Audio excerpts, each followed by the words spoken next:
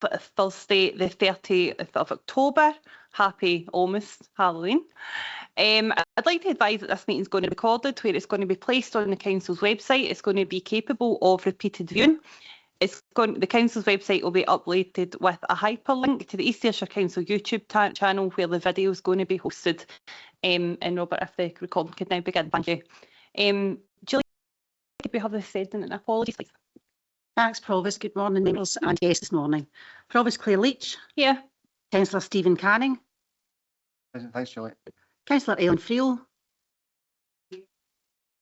Councillor John McFadden. Good morning. Deputy Provost John McGee. Yeah. Councillor Caroline Barton. Here. Councillor Elaine Cowan. Here. Councillor David Richardson. Present. Thanks, Julie. Councillor James Adams. Present, Julie. Councillor Ian Linton. Here. Councillor Douglas Reid. Here. Councillor Jane Sangster. Here. Good morning. Councillor Graham Barton. Here, thank you, Julie. Councillor Graham Boyd. Here, thank you, Julie. Councillor Barry Douglas. Here, Julie, thanks. Councillor Neil Ingram. Here, thanks, Julie. Councillor Peter Maben. Present, good morning. Councillor Claire Maitland. Here. Councillor Jim Todd. Here.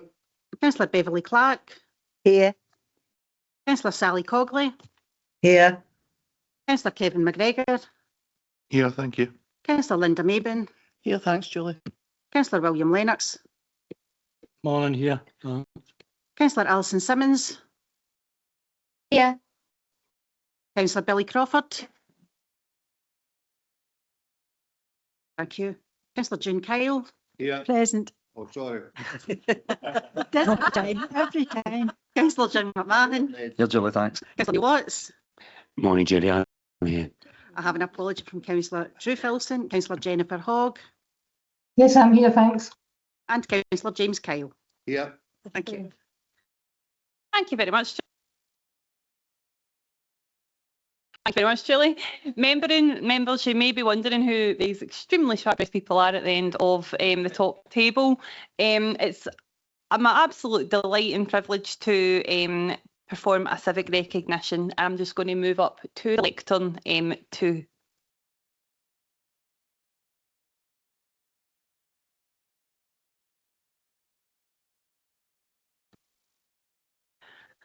Well, good morning, everyone. Today we've invited special guests into the chambers to receive civic recognition for their work with Lieutenancy of Ayrshire and Arran. I'd firstly like to welcome and congratulate Bill Stafford, who was recently promoted Vice Lord Lieutenant of Ayrshire and Arran. Bill has been a Deputy Lieutenant since 2013 and succeeds Colonel John Dalrymple Hamilton, who retired from the role earlier this year after having served Vice Lord Lieutenant since 1998. Bill's obviously a well-kent face round about here, having worked across various community projects, and he has extensive charity involvement with organisations such as the Rivers Trust and the Loudon Valley Trust. But we greatly appreciate all the work that you've undertook, and we really look forward to working with you in your new role. I think it's fair to say that it's very well deserved, and I don't think there's anybody in this room that doesn't ken you. So we put a thank you for that. We also want to recognise and say a huge thank you to Eric Ross. Again, many of you will know Eric sitting at the end of the table, who's retired from his position of Deputy Lieutenant of Ayrshire and Arran after 4 years. Another well-kent face, Eric was a former councillor for many years, including being convener of the former Cumnock and Doon Valley District Council, and also the chair of the Planning and Development Committee in East Ayrshire. Well done to you. Eric's contributed significantly to both Cumnock during his time as a councillor and to Ayrshire as a whole through the work with his lieutenancy, and we wish him the very best and all the happiness in his retirement. If I could please invite you to come forward, I'm going to present certificates of recognition. If I could invite Bill and Eric, and you're going to get civically recognised. Thank you.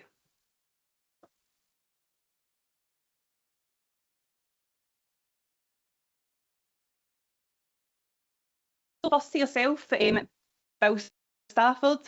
Our sincere congratulations, not only on behalf of myself as Provost, but indeed everybody and all the members in East Ayrshire. Congratulations to myself. Okay. You're not allowed to sit down yet. Come back up.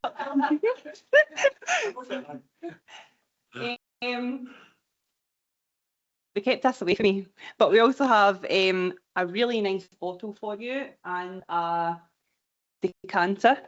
Thank you. It's the wise words of ex-Provost Jim Todd's. Whiskey kills all known gems dead. So I'll set them there for you just now. Thank you. And yourself, Eric. Again, for your work, we thank you very much. And again, not just on behalf of myself as Provost, but again, every member in the chamber. So we really, really appreciate it. And also for yourself, and a decanter. Lovely. Thank you, everyone. Iona MacDonald is the Lord Lieutenant at Ayrshire and Arran. Iona has done some outstanding work across the Ayrshire and Arran. Again, you all no doubt know her. Iona, would it be okay if I invite you to say a few words? Yeah. Thank you. Very much. Thank you. Well, good morning, everyone. This is an auspicious occasion. I've got a new Vice Lord Lieutenant, and you all know William Stafford, Bill lovingly to many of you. And of course, we're also here to congratulate Eric on his retirement. I'm sure many of you will have known Bill from his former career with the council. He was, as I understand it, known as Mr. Fix-It. And he certainly has fixed things for me. He's been a huge asset to me in the lieutenancy. He's hardworking, dedicated, committed. And yes, he does like to sort out any problems, even if I don't know they're a problem yet. The best part is that he can sort most things. Bill always goes the extra mile to help out, and he especially enjoys seeing local people getting the recognition they deserve. And that's very important to the lieutenancy, is to help people in Ayrshire achieve all they can do. I look forward to working with Bill over the next few years. What an asset with his many connections in the area and his career in the council. So welcome Bill to the lieutenancy. And of course, we're also here for the indomitable Eric Ross on his retirement as a Deputy Lieutenant. I've known Eric as a boy. Hasn't he changed? Eric always has a witty quip. Sometimes it gets him into a wee bit of bother, but he doesn't seem troubled by that. He's a man who seems to be in the right place, even if it's not quite at the right time. If you get a chance to chat to him later, ask him about his gate crashing, a Van Cleef and Arpels diamond exhibition reception at Dumfries House. After 5 champagnes, Eric was chatting to all the people who were there, and he should not have been there, but he impressed them by showing them his new socks. Someone a long time ago called him Mr. Cumnock. I think that's when he was convener of Cumnock and Doon Valley District Council, as was. He's been very well connected. And would you believe, I had to really persuade him to become a DL. He didn't think it was for him. But can I say, he's thrown his heart and soul into the lieutenancy business. And I know that people from Cumnock and Doon Valley and the wider areas now engage with the lieutenancy, which perhaps they were a bit reluctant to do prior to Eric's involvement. I am so sorry to be losing him. He's going to be hard shoes to fill. But I am delighted to say that he has agreed to act as a supernumerary DL when necessary, and that he has agreed to go for a wee fish tea to celebrate. So Wish Eric all the best. Thank you very, very much.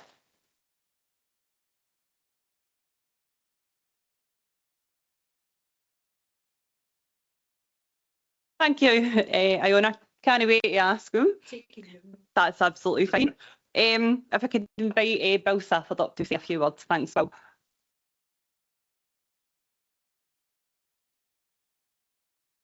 I'm afraid I've got to put on my glasses now, but I tried putting it into bigger print, but my vanity has been overcome by having to put on my glasses, I'm afraid. I'll be wondering how I've got this actually, because I've been working on my computer for 2 or 3 days.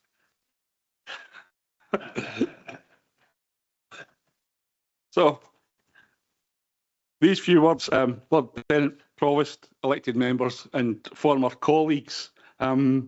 I must admit that this award has come as a great surprise to me. When I first saw the envelope lying on the mat when I went in one day, I thought, I think my council tax is up to date, or it should be anyway, but when I opened it and read the letter of the award, I was completely surprised. It gives me great pleasure, Provost, to be here today to accept this award. And I think I say the same on behalf of Eric as well. Certainly when I retired from the council over 15 years ago, I was determined to give something back. Council had been good to me over the years, so I think it was important that I paid something back to the community. But I never thought I'd be recognised in this way, and I must admit I'm slightly overwhelmed. It really builds on my appointment as the Vice Lord Lieutenant, and I never dreamt that a wee boy from Nelville Drive in Galston that went to Loudon Academy would ever reach this level, and it's great. To receive the award is a great deal to me. It's not just a reflection of me, but all of the people who have supported me, encouraged me and inspired me along the way. I make particular mention of my wife Anne, sitting at the front there. If we get on to the second page here.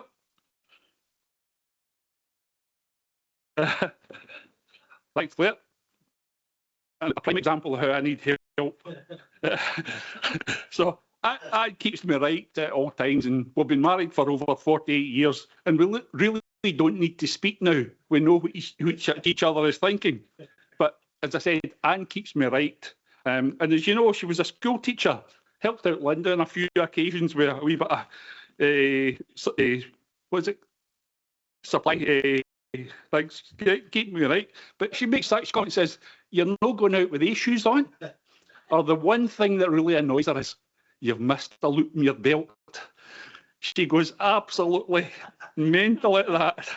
So, but best school teacher voice, I can assure you, and you don't get with a loop missing in your belt.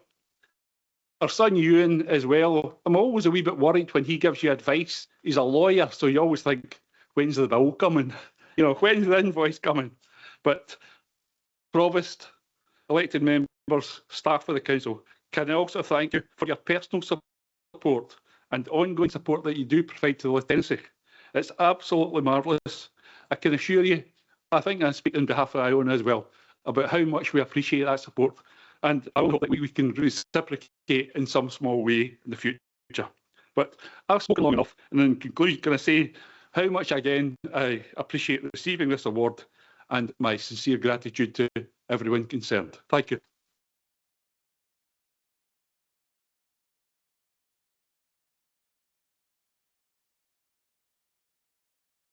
I know, Bill, thank you so much. That's absolutely lovely. And I can't continue this without thanking Secretary Susan Knapp as well. It was Susan who had first mentioned that you absolutely should be recognised. I think everybody was in agreement with that. So Susan writes the letters and posts them out, and couldn't do it without Susan. So thank you, Susan.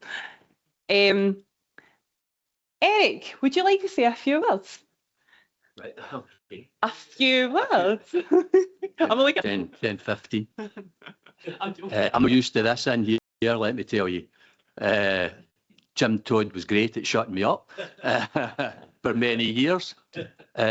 Lieutenant, Vice Lieutenant, Provost, members and officers of the council, before I go on to thank you for, I'm trying to read this, thank you for this prestigious honour.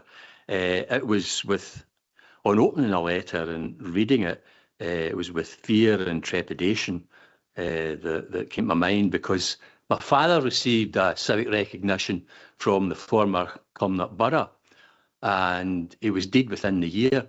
So is there something that you all know that everybody's here to tell me? And if you come to my funeral, don't take a cord, because you'll get something to buy. Colleagues, I'm honoured in receiving this, because when I finished up as a councillor, you gave me nothing. You just let me go, but I'll hold that for another day. And in my years in service in local government, it's all about service. And the members here will know full well that it's not about any great reward that you receive. It's about trying to serve your local community and indeed your wider community.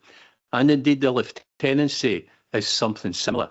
It's representing the monarch in this area and giving back to the community that recognition.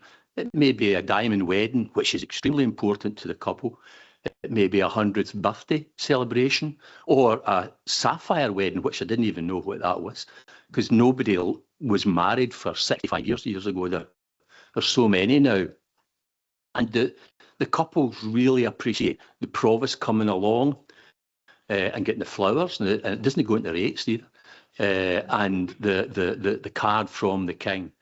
They have looked forward to it for so long, because as you're getting to about 90, or if you're nearly 60 years married, you're looking forward to that special card coming.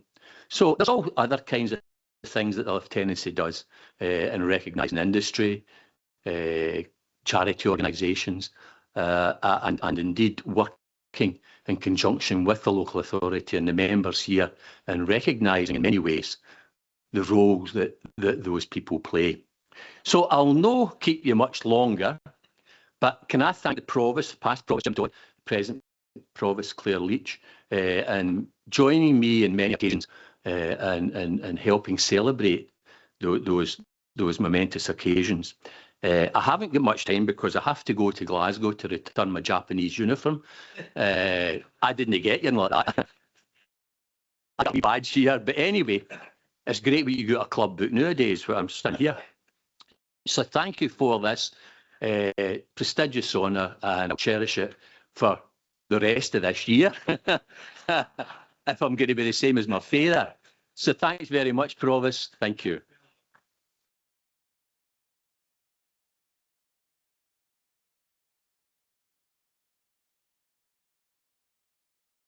So if there's one thing I can promise you, it's not a death note, right? Well, I can certainly hope it's not. And I think we could all be doing with one of you at home, quite honestly. I could be doing with somebody tell me that. And we've just got you a wee token of appreciation also, if you'd like to come up and just receive. Robert, thank you. Robert keeps us right.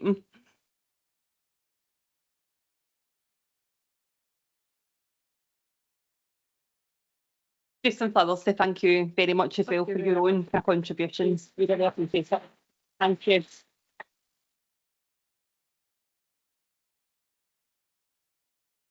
Members, thank you very much, and thank you to our very special guests. I'm going to break council just for 10 minutes till we get some official photos done. If we could all be back here for 10:30, I would greatly appreciate it. Thank you, everyone.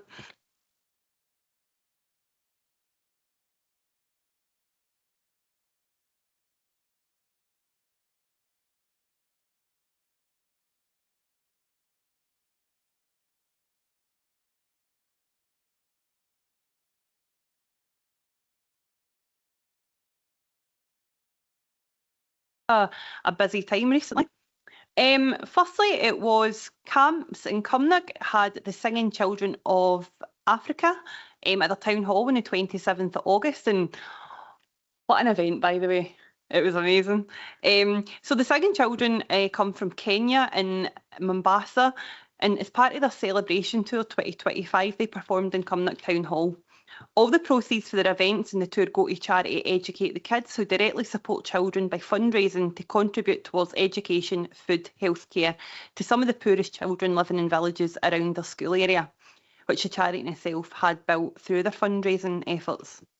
I was delighted to go and show my support, and along with our elected members, had a really good time dancing and singing with them, and a very special mention to Dale Parker from Camps and Lynn McBride also for enabling the charity to come along and celebrate and come before moving on, I think, going to Dundee the next day. So that was a lovely event, and thank you for everybody who supported that. Next, it was a memorial unveiling at Loch Doon on Sunday the 7th of September. It was a great honour to be invited and to speak at the memorial unveiling at Loch Doon. This is dedicated to Flying Officer Franz Stake Heckel, who sadly died shortly after he took off from air in a Spitfire P7540 in his second and final Spitfire sortie in October 1941. The memorial was designed by local sculptor Kevin Roberts from Patna, who commissioned the piece by the Czech Ministry of Defence, who was also present at the event. Frantik's story is one of great sacrifice and courage. The memorial will stand as a lasting symbol of the bond between our communities and a reminder of the sacrifice shown in some of the darkest days. I was really proud to join the Czech delegation in honouring Frantik's memory and hope his memorial will ensure that the story will never be forgotten. And Frantik's Spitfire is on display at the Dumfries and Galloway Aviation Museum as it was recovered from the loch, sadly unlike himself, in 1982. And thank you to Deputy Provost John McGee for attending the day before event also, which was in memory. Next, we were at the Forward Together Awards at the Park Hotel. It was a lovely evening. I was delighted to present some awards to the young people, which included Saltire Awards, Youth Scotland Awards, Cooperation Island Future Leaders Awards. Forward Together, as you may all know, are a non-profit group based in Ayrshire that aims to teach the message of diversity, promote inclusion, and even offers young people the unique experience of travelling to Northern Ireland to learn about prejudice and challenge bias. As always, it's great to see our young people receiving awards, and these ones in particular, as they acknowledge the difference they make in their communities through volunteering. Members, we all know that sometimes young people get really quite a bad rap, but some of these young people received awards for up to 900 hours volunteering of their own time in our own communities. Absolutely outstanding. So thank you very much to John Houston and the team at Forward Together for giving young people the opportunity to get accreditations for their work in our communities. Next, we've got the Older People Conference, again at the Park Hotel on the 6th of October. The conference takes place annually and it gives older people the opportunity to discuss matters important to them alongside hearing various speakers throughout the day and a chance to browse the various relevant stands and, most importantly, having fun. A special well done to Community Connections Volunteer Group in Vibrant Communities, who organised an event again, and also to Bonnie Hart, who did chair-based exercises, and I couldn't walk for 2 days. So we also had our own John Reid performing Elvis, which was greatly appreciated. Great to see everybody getting together. And I would just really like to mention one of our own antisocial behaviour team manager, Craig Ferguson. Thousands gathered at Glasgow Green on the 16th of August for the World Pipe Band Championships, and congratulations to Craig Ferguson and his fellow members of Glasgow Sky Association Pipe Band, who won the Grade 2 World Championship title for 2025. Over 35,000 spectators attended the two-day event, which showcased the world's best pipers and drummers in a thrilling competition. Everyone enjoyed a long, hot day filled with music and camaraderie. Well done, Craig, and to the Glasgow Sky Association Pipe Band. What a tremendous achievement. Thank you, everyone. So we'll move on to business, and first item on the agenda is declarations of interest. Does anyone have any declarations? Councillor Lennox. Thank you, Provost. Just in respect of item 11 on the agenda, the motion by Councillor Todd, it's just to say that I am an impacted pensioner in that respect, and also an active campaigner in a group that's campaigning for that. So I'll happily withdraw at that point in time in the proceedings, if that's okay. Thank you. Okay, that's noted. Thanks, Councillor Lennox. Anybody else get any declarations of interest? Okay. Moving on is the previous minutes of full council that I will move as a correct record. Second, Provost. Thank you, Deputy Provost. Is there any questions? Leader. Thanks, Provost. Can I refer to page 6, item 2, in terms of the fire in King Street, Kilmarnock, on the 14th of July? Provost, 3 months following the fire in 14th of July, who would have believed in 24th of October, a further severe blow to our town centre was announced when Marks and Spencer announced to their 71 permanent staff that after a century of trading in King Street under their new UK-wide retail delivery model, they intended to expand their business elsewhere in Kilmarnock. As I understand, though some pre-planning discussions have taken place with officers, as yet no application has been submitted. That is their intention to do so in the very near future. As an application of this scale is likely to be submitted to a planning committee and quite possibly then on to a full council committee, full council for consideration, I would not want to discuss the merits of M&S's business decision. It is clear that we will now move at some significant pace along with local businesses, all tiers of government, to deliver the changes we need to continue to conserve the historic core of our town, which to some extent reinventing it for the retail sector, service sector and recreation, leisure and arts, culture, health and well-being, ready for the challenges it faces in the 21st century. Provost, we can't turn the clock back. Retail habits have changed. People are shopping from their sofa and they're changing still. Unfortunately, unless there's a DeLorean car that we don't know, we can't go back to the future, to the happy days where our town was a thriving and probably the biggest one in Ayrshire. The town's historic core, however, has benefited from significant investment in the last couple of decades. When we see protection has been given to many of the historic buildings along John Ferry Street and Bank Street, notably the Opera House and the Johnny Walker Bond. Despite businesses moving, we've noticed recently the PRA moved from the top of Portland Gate. We now have over 20 businesses thriving in core space. Over 100 people are employed there, and they're now expanding into the former White Tip, what we refer to as the White Tile Building, and to Civic Centre North. This is good news.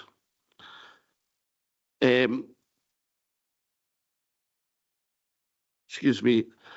The Leisure Trust is now moving into Civic Centre South, in John Dickey Street, and leisure habits are changing right across. So that Marks and Spencer's is not the only national body that's changed the way they do business. The Church of Scotland have moved out of Grange Street Church.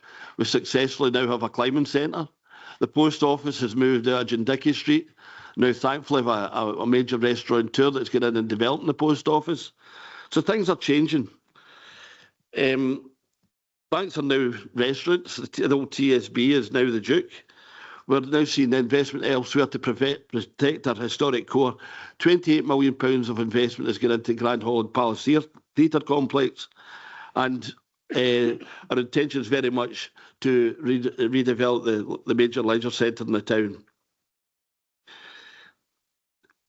Thankfully, COVID has obviously been a blow, but again there, we've seen so many pubs that were closed for months and years have now reopened again. It's good to see the Brass and Granite, the Howard, the Fanemy Gaslights, the KPT and others reopen their doors for businesses and other new restaurants moving into the town.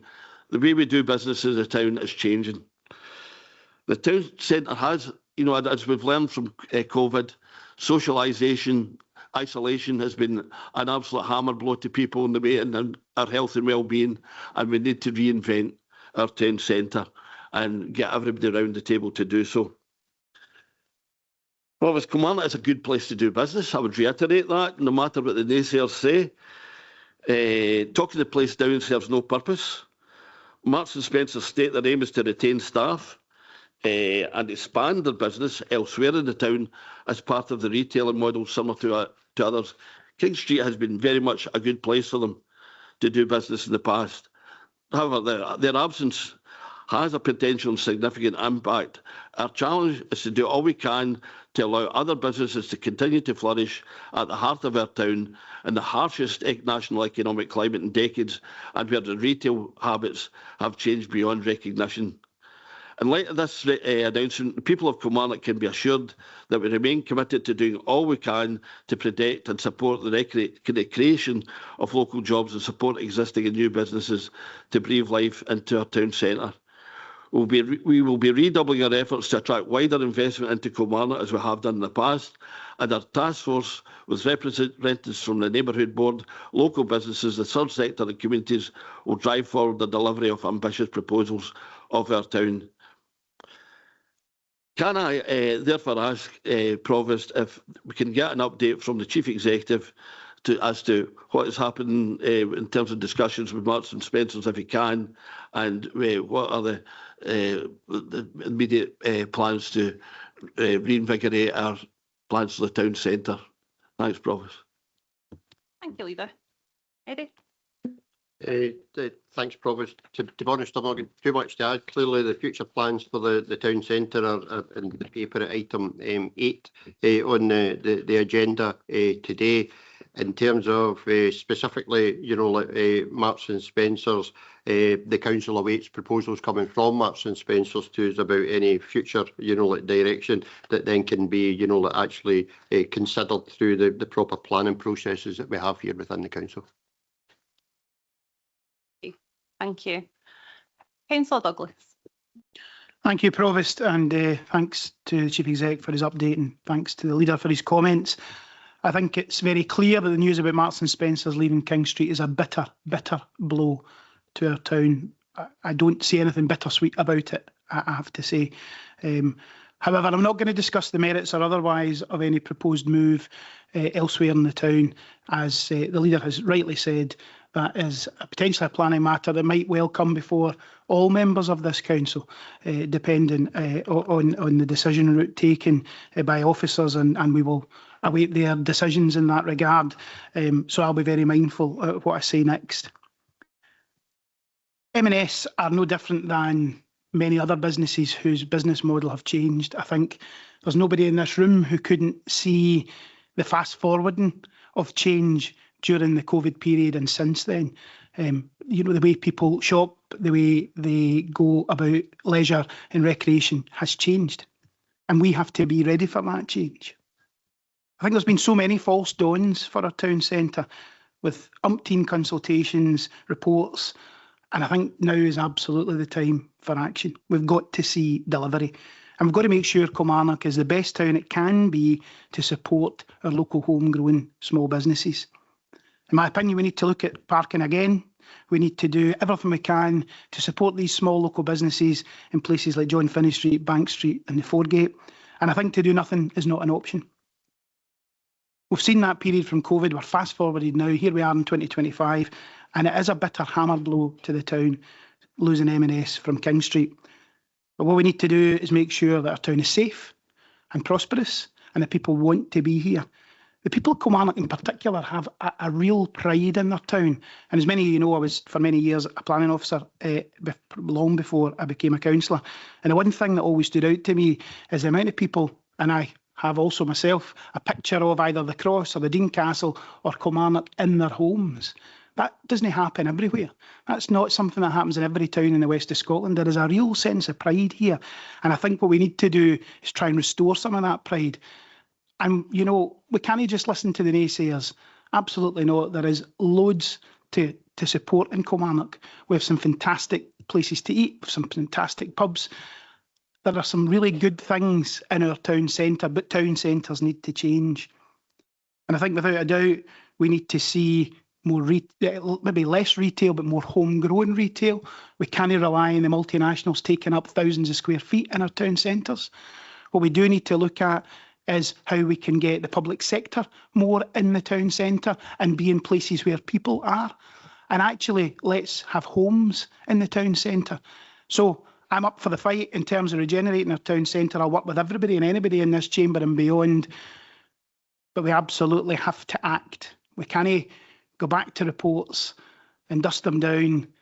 We need to be ready to act. But there's loads of stuff there from some of these reports that could be implemented now. You know, let's look at that. Let's do all we can and protect our town. And its retail backbone has to remain. But what else can we add? Whether that's leisure, recreation and housing. Thank you, Provost. Thank you very much, Councillor Douglas. Anybody else? Councillor Boyd. Thank you, Provost. I would like to add some comments now, but I feel they'll be more appropriate to bring them in at item 8. So is that okay with you? Thanks. Absolutely fine. Wait till We'll then. you then. That's, Right, that's thank you, absolutely Provost. fine. Thank you. Anybody else like to come in? Councillor Adams. Thank you. Just to reiterate the comments that have went before from our leader and from Councillor Douglas. Habits have changed, but our fear of town centre has not. We haven't moved up with pace. We haven't moved on the way we should have done. Our town centre, it's well acknowledged that it is not seen as being a safe place to shop, to eat, to socialise, or indeed visit. We need to address that. Not long ago, we had a motion looking at parking within the town centre. We don't have an attractive proposition for shoppers who want to come and spend money in our town but won't pay the parking charges, which is unfortunate.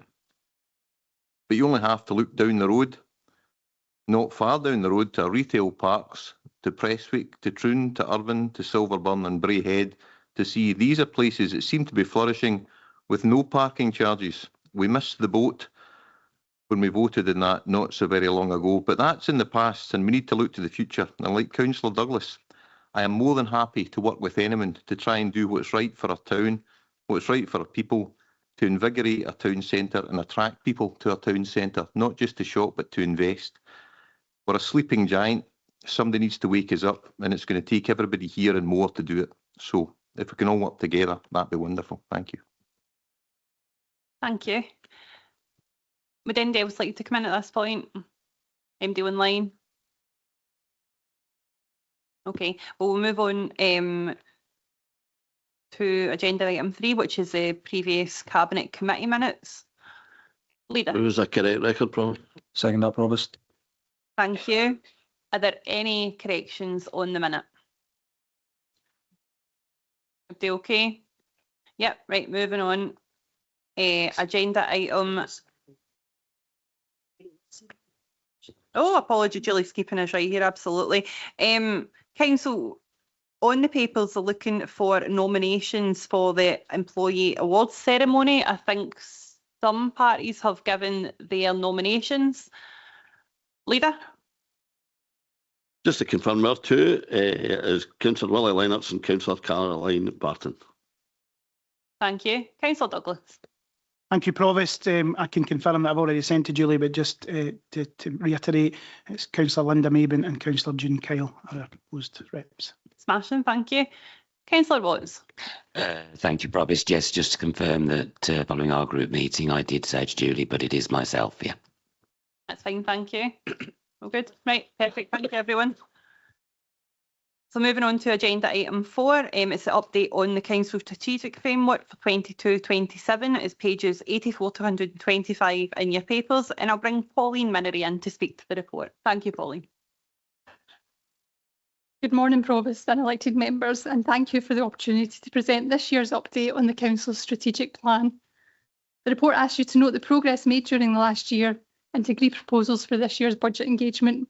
Happy to provide a brief overview prior to opening up for any questions. As you know, the strategic plan provides the bridge between our community plan and our council strategies and service improvement plans. It helps us to ensure consistency, alignment and transparency across all our key plans and strategies.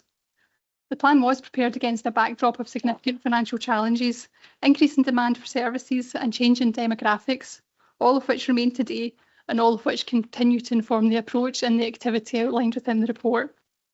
This is our third annual update report following the introduction of the Council's strategic plan in 2022, and it reflects a huge range of activity in support of our Council's 6 strategic themes. The information presented in the report doesn't sit in isolation, however, and throughout you'll find references and hyperlinks to a range of other documents where you can find additional information. Last month, Council held its annual joint meeting with community planning partners and had the opportunity to discuss the wider community planning performance and local outcomes improvement plan. Today's report builds on that work, reflecting our joined up and aligned approach.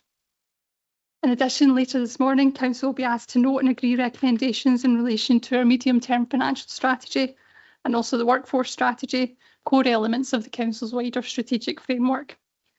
Members will also be asked to endorse the Children and Young People's Strategic Plan Progress Report, details of which you'll see reflected in this report as well this morning. The main body of the report runs from paragraph 16 through to 123, and for each theme of the strategic plan, the report includes a high-level summary of the benefits that we seek to deliver, demonstrating why our strategic plan is important, the problems we want to address, and the expected benefits of doing so, descriptions of some of the activity progressed in the last year, how we are working to realise the benefits that we hope to achieve, and an overview of the relevant performance indicators, what impact all of this activity that we're taking forward is making for our communities. Paragraph 19 of the report will include a high-level representation of changes in performance indicators since our last report. Around half of all the indicators for which data is available have shown improvement compared to the previous year, while around a third have declined. But it's really important to recognise that this high-level summary, it doesn't take account of targets or the wider external factors that affect performance in some of the indicators that we have within our strategic plan. Further details and all the indicators together with contextual information is therefore included within each section of the report. And in addition, we include an appendix which shows 6 years worth of data, a chart showing the direction of travel over that 6 years, and also comparisons with the Scotland-wide position. We've also included targets in response to a key action that came from an external audit best value thematic inspection. You'll see throughout the report we've also made some proposed changes to indicators this year, particularly around about some of the educational attainment and school meals, and that's to reflect changes elsewhere. There is a lot of information provided in the report, so I just want to take the opportunity to highlight 3 areas of work that I've been involved in within the last year. The first is the Fairer Futures Partnership, which is our child poverty tested change initiative with Scottish Government and with third sector partners, which is referenced at paragraph 45 of the report. Our third sector partners have been invited to lead local place-based approaches in response to their knowledge of the area and their feedback from families and from service users. There is a strong focus on holistic, person-centred support, building relationships and trust, and understanding the needs of individuals, building on their strengths and understanding the barriers that they face. The activities being provided by third sector partners include tailored one-to-one and basic needs support, access to local groups and classes, volunteering opportunities, onward referrals for specific supports, employability support, personal development and mentoring opportunities. Across the 3 partners, 352 individuals had been or were being supported as at September 2025, and there are early signs of individuals being successfully supported into education, training and work, along with improvements in confidence and well-being and diversion from other statutory services. There's been good feedback from those who are receiving support and also from Scottish Government. And we're also capturing lessons learned and working with Scottish Government's national learning partner to make sure that we're demonstrating the impact of the work that's taking place. Case studies will form a vital part of our reporting, and we've recently been in contact with Professor John McKendrick at the Scottish Poverty and Inequality Research Unit, who's arranging for his team to work with our partners to support the development of case studies for the unit's Tackling Poverty and Inequality Directory. We've also been asked separately to work with the unit to develop a case study on our Early Intervention and Prevention Fund. Paragraphs 88 and 89 refer to the joint inspection of services for children and young people at risk of harm. The inspectors found important strengths and confirmed that the work of partners in East Ayrshire is making a positive difference to the lives of children and young people at risk of harm.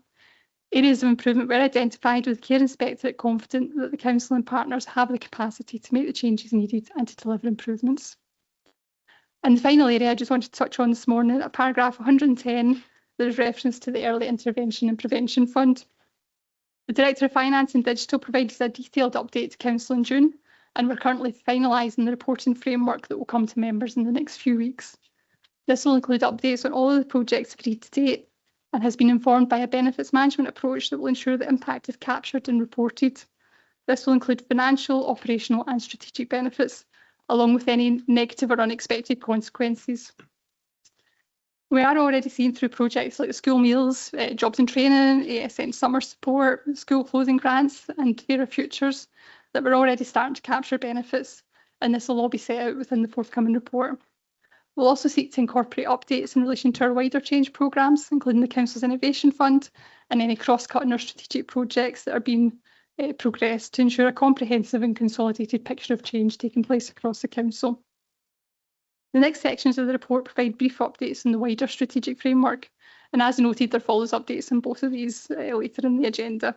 So the last area I wanted to highlight before final remarks is just in relation to budget consultation. From paragraph 140, we set out proposals for this year's budget consultation. It's proposed that we focus on online engagement and targeted face-to-face sessions with communities of practice. This will include our trade unions, Equalities Forum and Children and Young People's Cabinet. We'll also extend an offer for members of the Council Management Team to attend existing groups such as community councils. And as arrangements are finalised, we will, as always, issue a briefing note and ensure you receive full details of the process. As you know, our strategic framework runs until 2027, so we will also begin developing proposals for a period of engagement that will inform a full update to our strategic framework in 2027, and this is also referenced within the report. So as I reach the end, I hope you'll see from this report over the last year that communities continue to be at the heart of everything we do, with services continuing to undertake a huge range of activity in what continues to be an extremely challenging environment. None of what we do as a council happens in isolation. Many of our priorities and our activities are interconnected, and wider external factors do continue to impact on our ambitions. However, reporting our strategic plan in this way, with this level of detail, supports scrutiny and transparency of the council. It helps us to build trust and credibility, and it helps us to do better for those we serve, to focus on change and on delivering the services that will improve the lives of local people. As I noted already, the report does just reflect a fraction of the work that colleagues are doing every day in support of our strategic plan and our community plan. So if there are areas where you would like further information, we'd be very happy to arrange for this to be provided or to meet with you for a further discussion. In the meantime, and with support from colleagues around the table, who of course are the ones leading all the excellent work described in the report, I'll be happy to assist with any questions. Thank you. Thank you very much, Pauline. The report covers an immense amount of different areas. Members? Leader. Thanks, thanks Provost, and thanks Pauline for an excellent report. There's so much in here, but I just maybe highlight just a couple of things for me, which I think is really both positive and negative. One is, you know, in terms of the healthy life expectancy, it's just shocking in 2025 that continues to fall. And there's many, you know, many reasons behind that, but it's something we really need to address.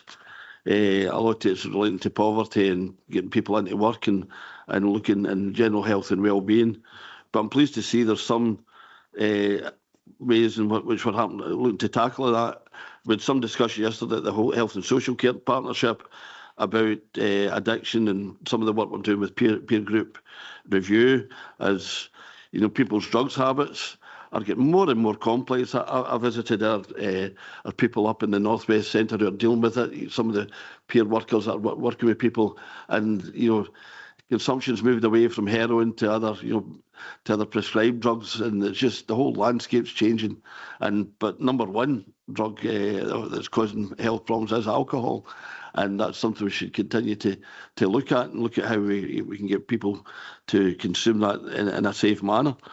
So it's great to see that. And then, you know, in terms of new medication, new ways of treating other than methadone, which was just effectively sustaining people's habits, we're now looking at new forms of medication that are getting people off their habit and getting them clean. Some of them, as we've seen, some notable people that have been clean for the first time in 30, 40 years. That's how long the methadone program's been with us, and it's good to see at long last we're finding other ways to treat that. And Provost, another issue I'd like to highlight is one that you've raised with me, and it's just when we're looking at paragraph 82, and I mentioned this yesterday again at the Health and Social Care Partnership, was in terms of young carers. Our young carers do an invaluable piece of work, and I think, you know, the skills and learning post-school offer, I think we need to do a bit of work there, as you've often advocated in your role, to help young carers get good pathways to work and employment for all the hard work they do. Thanks, Provost. Aye, no, thanks very much, Leader, and I know I'm up your ear often, so thank you so much for listening. I know you're equally as passionate, so thank you. Councillor Claire Maitland. Thank you, Provost. Thank you, Pauline. It's an excellent paper. It's actually the kind of paper that we could sit here and discuss all day if we were to take it piece by piece. It's an excellent report. What I'd like to ask is, with looming AI coming, where does AI sit within our strategic plans? And it obviously wouldn't sit alone. I think it would have to be fed into all of them. So I was just wondering what the future for AI within our strategic plans is. Thank you. Thank you, and through you, Provost. A really interesting and topical question. It's one where Paul Toland, is, in his role, is preparing the Council's AI policy, and that's nearing completion. We're taking a little unusual step in progressing that. It would normally be created CMT and then go to Council. We're going to have a Council conversation just in the midpoint, just to explain the intricacies and to give members a chance just to delve in great detail. So it's being created. AI is already in the Council. It's working across services, and this policy will adopt that, enhance that, and at the same time, unusually, not place too many restrictions on it, because we can see, just as you've highlighted, the benefits that can flow from that in terms of data collection, data science, and also in terms of targeting more approaches. So it's not in this, it's in the Council. It will bleed into the strategies as we go forward, but the first thing you'll see is that policy coming towards you for approval. Yep, Councillor Maitland. I appreciate that, Joe. I know that we are without an AI policy at the moment and it's being worked on, and I've looked at some other councillors' AI policy, and already they're out of date. I mean, as we talked about, shopping changes so fast. I mean, the way digital's moving, I mean, our strategic plan, we'll be lucky if it's still relevant in a few months' time. So thank you very much for that. Absolutely, thank you. Councillor Linda Maben. Thank you, Provost. Thanks for the report.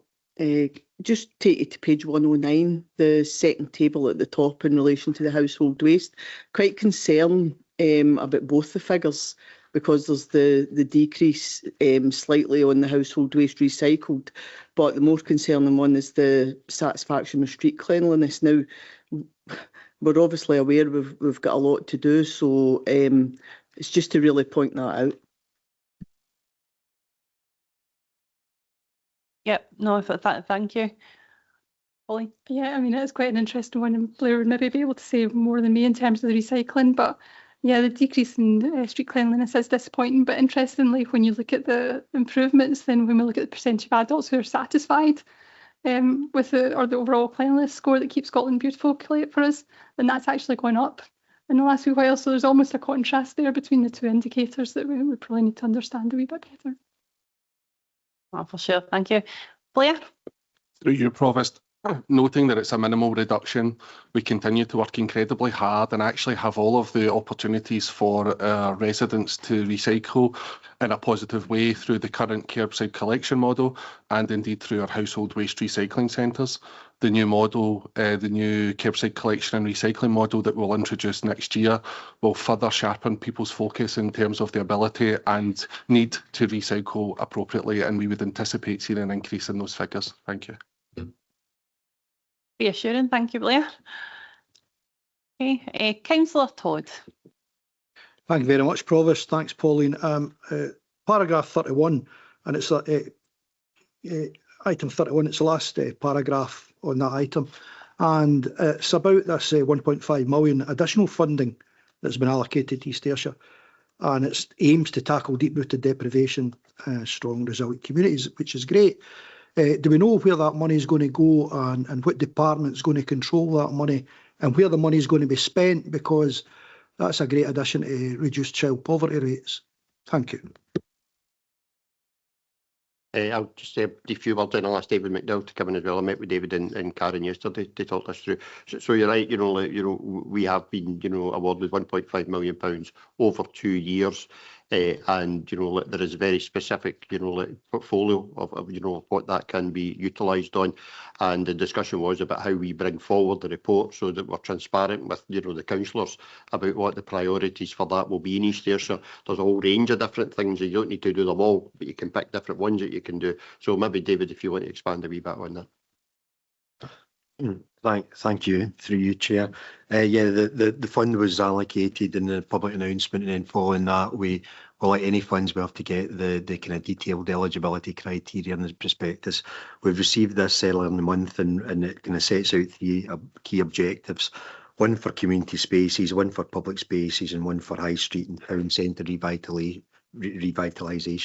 From that, there gives a number of examples where we can utilise those funding. So we are going through a kind of stakeholder engagement process, both internally and with the requirements to meet the criteria. That includes that we have to liaise with the local MPs and MSPs, and then obviously we'll be bringing that back within the council just to have a further discussion and just the key priorities to achieve this. So we'll be bringing that back, and the anticipation is that we'll be providing a report to Cabinet setting out the actual funding, the criteria, how we anticipate going through the process to deliver this. In some ways, it's a bit like the place-based investment fund, where the kind of structural and infrastructure that we have in place to deliver that is quite similar. So we'll be looking at how we can flex that to deliver this, and we have a period of 2 financial years to get the £1.5 million with £750,000 each year. And the reality is that we have to have committed all those funds to projects before the end of the next financial year. Otherwise, that money would be going back to the Scottish Office. So we'll set that out in a full paper to Cabinet, and along with the proposed recommendations to achieve the best value for the communities. Oh, that's perfect. That okay? Okay. No, thank you. Councillor Neil Watts. Thank you, Provost. Thank you for the report. I think it is a good report, like Councillor Maitland. I think we could discuss lots of points and things across here. There is a lot of highlights. Like Councillor Reid, I do have concerns about the healthy life expectancy figure on page 101, and the fact that the decrease with females of 7.5%, and also that the percentage of adults who are saying that their health is bad has increased from 13% to 14%. So that's sort of going in a different direction, and I don't think that's, and I think in the future that's going to be exacerbated by the way that we look at funding and budgets going forward. One other concern I have is the fact that we have children that are not meeting milestones, which has decreased by 3.5% as well.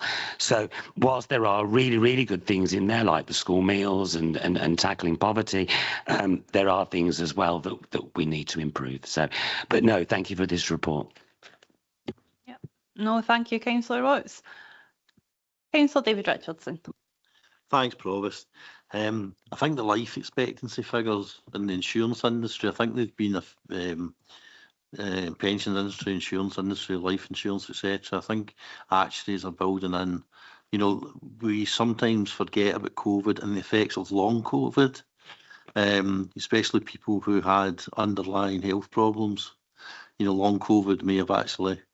There's a lot of people out there whose life expectancy, they're still with us, but their life expectancy has been affected by COVID, and I think that's where actuaries are building that in when they're calculating the fact that, yeah, for years and years and years, life expectancy was increasing.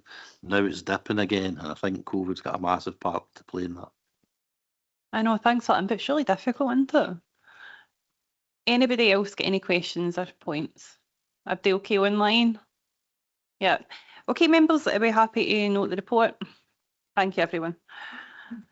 Moving on to agenda item number 5, it's the medium-term financial strategy for 2026-27. It's a strategy report, pages 126 to 138 in your papers, and I'll pass to Joe McLaughlin to take us through the report. Thank you, Provost. Good morning, members. This is a report that seeks to set out our budget planning assumptions for the forthcoming budget. It's a report that I suppose takes you to this time in February when this year's budget report was approved, and it showed that we had an indicative budget gap next year of £13 million, or just under £13 million. Work has been done since February to try and reduce that gap, and it's helpful to see that the Scottish Government has intimated that in the settlement we're about to receive, it's likely to be a 2-year settlement. And it's been the first time in many years then we've had a multi-year settlement. That helps in terms of budget planning, but we recognise that the assumptions that we have vary and change depending on matters and factors which are some are known at this point in time, or some will become known in the months ahead. This report comes to you every October. It comes to you at a time when, in normal year, the Chancellor of the Exchequer has met and has published their budget. That hasn't happened this year. And we know that the UK Government will publish the budget on the 26th of November, which is a month later than normal. And because of that, then the Scottish Government, instead of publishing their budget mid-December, will now publish their budget on the 13th of January. So that month longer than usual causes some issues for us in terms of budget planning and the assumptions that we use. But in building the report before you today, we've used a number of things. We've taken advice from our consultants, our Treasury advisors, but importantly, we've used the Scottish Government medium-term financial strategy that they published in June this year.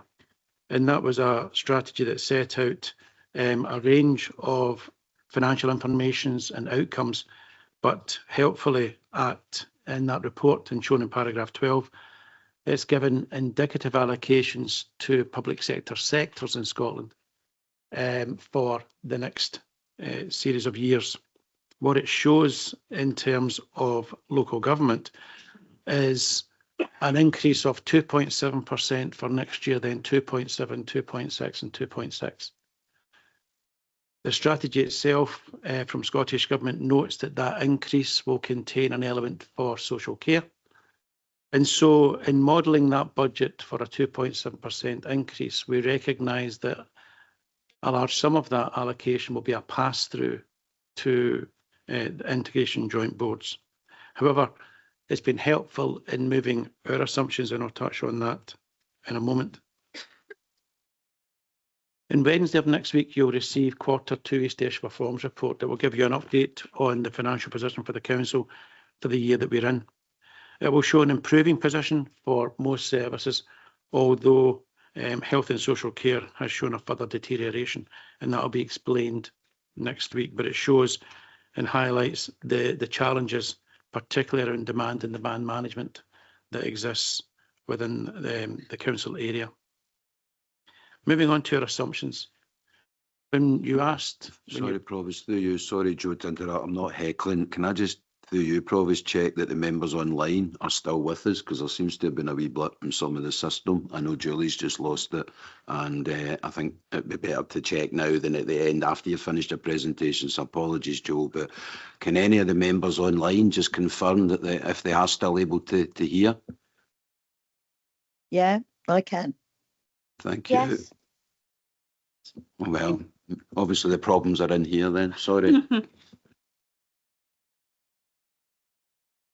So members, moving on to how we built the budget for next year and beyond.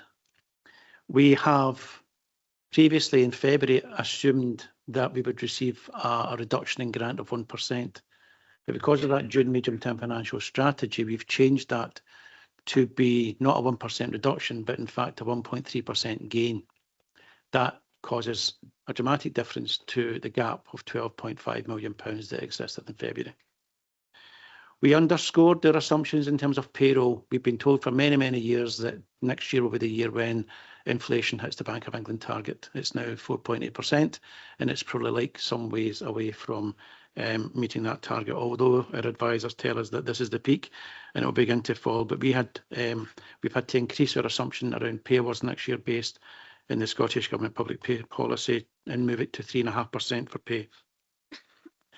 And around contract inflation, we've set aside a modest sum for contract inflation, and we assume that services will increase their fees and charges by 3%.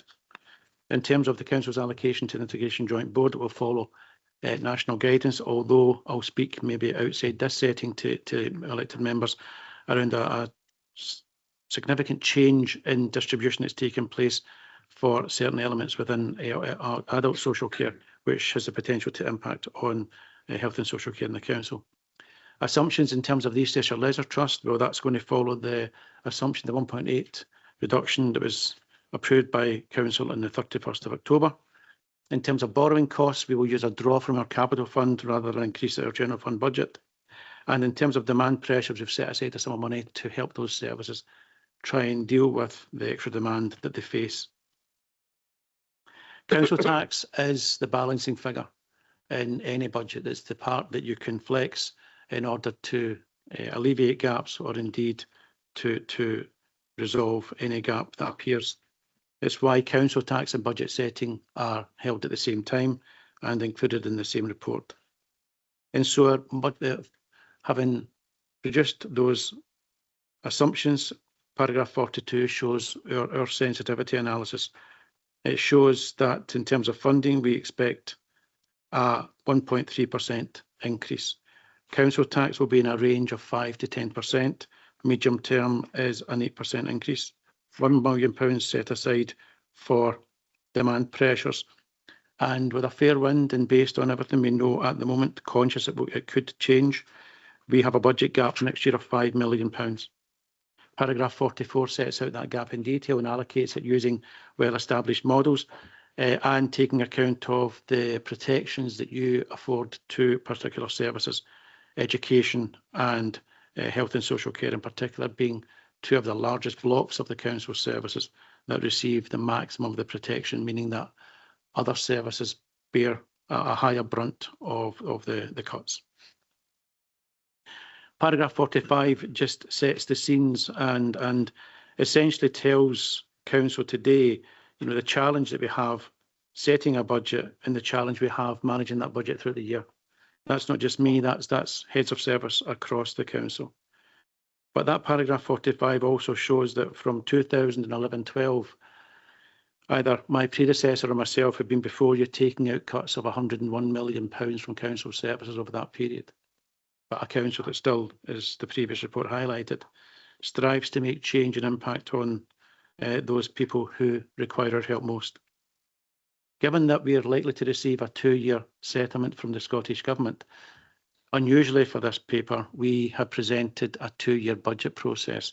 So paragraph 49 begins to pick up on the 2027-2028 revenue budget and a gap that would exist based on current assumptions of £6 million. So it's £11 million budget gap over those 2 years, a 5 and a 6. We've asked services to come back with budget options by December for review by the Chief Executive and myself and for further officer-led discussions to take place at that time. The previous reports picked up on budget consultation and that will commence. And Provost, that essentially is the budget strategy that I seek approval for today. Recommendations for council at paragraph 2 on page 126. Joe, as always, thank you very much. I'll open it to questions. Leader. Thanks, Provost. Just a couple of points, a couple of questions, just to agree with the timescales involved in developing the budget this year is absolutely the worst that I've seen, and I'd like to thank Jodie's department for trying to work hard. I know COSLA and others are trying to resolve some of these issues. Couple of elements of it in terms of obviously there's pressures in terms of the overspend with the health and social care, and I raised this at yesterday's committee, and I understand there's intention to do service plans to address some of the overspend just now, and I just was wondering if we could have an update and what discussions are taking place with are there any directions that have been issued, or where are we with that? Because that is a major pressure on this year's budget. Also, in terms of the the national insurance contribution. Again, that's been another pressure in the budget.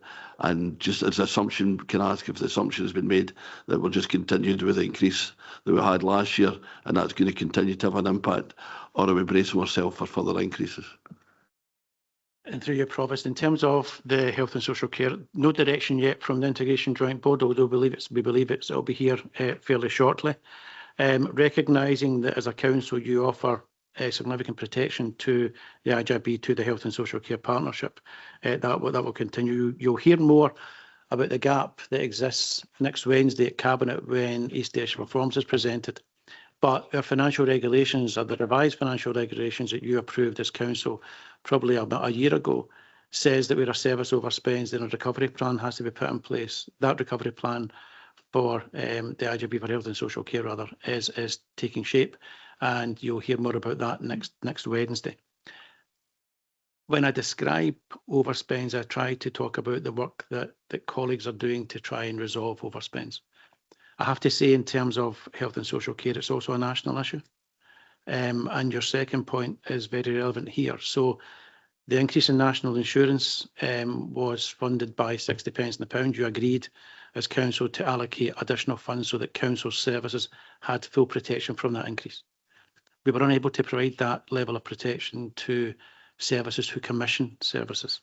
So particularly in social care, particularly in education, and in other places like, for example, health and housing and communities, and in Ayrshire Roads Alliance, we've not been able to do that. So that will be compounding every year as that additional pressure is baked in to costs as we go forward.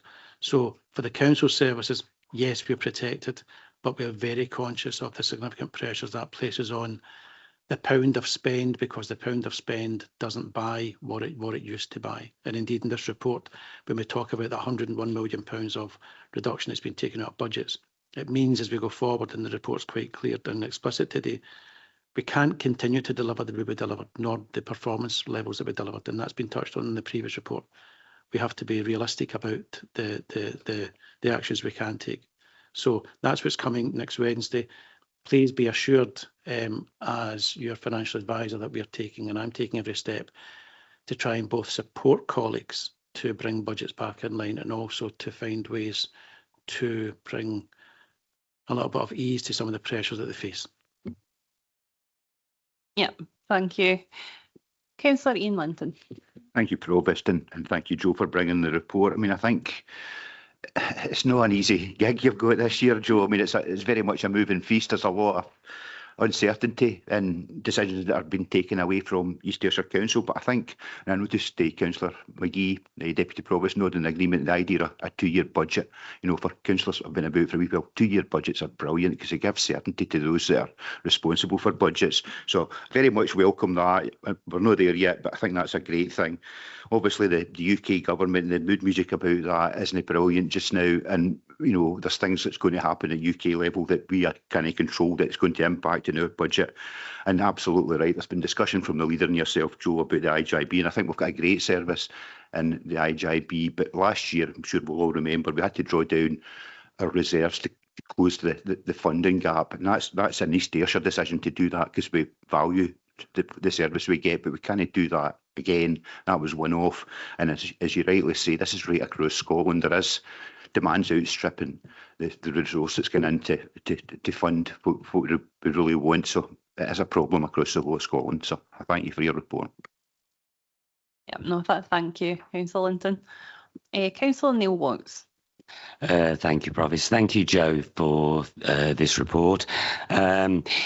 Yeah, it is a movable feast. It is all indicative because absolutely everything is going to change. We are, and the Scottish Government as well, have been put in a position by the UK Government procrastinating and pushing their budget further down the line, which again will push obviously more pressure onto yourselves. Looking at the budgets overall and across the two that you've set out here, the Pupil Equity Fund, the PEF funding, as we know, is due to come to an end in May 2026. So I have concerns about the allocations of cuts, if you like, to the education budget, which across the two is almost just under 4 million over the two budgets. Allocations of savings or cuts. Don't beat about the bones. It is a cut.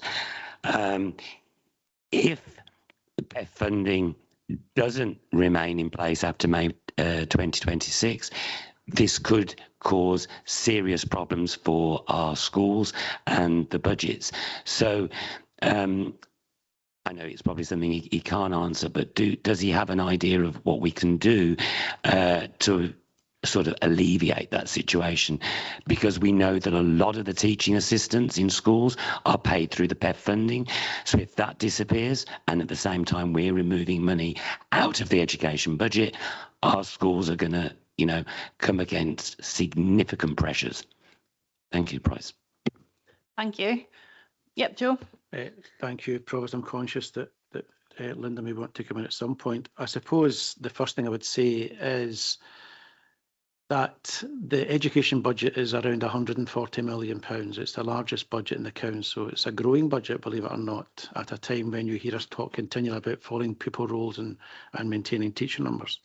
So although in a quantum it's £4 million, it's perhaps a very relatively smaller share of that budget than any other service in the council, and that's important to note. I suppose in terms of pupil equity fund, and I'm conscious that Linda will have far more detail on this than I do, but it's a piece of funding that is passported through the council directly to head teachers in every school. It delivers a range of projects, and I suppose if that funding was to fall or not be continued, then those projects themselves would fall, and it would be for councils to determine locally whether those can be continued or whether, as a collective, the recommendation is that the funding stopped. Therefore, a bit like SAC funding, it's stopped, and therefore there's a cessation of particular roles and services. Thanks, Joe. Linda. Thanks, and through you, Provost. Councillor Watts, thank you for the question and commentary. So ultimately, we are in the position of the unknown in respect to PEF at this point in time, and I would absolutely take your point around about some of the really vital aspects of work that PEF supports currently in the schools.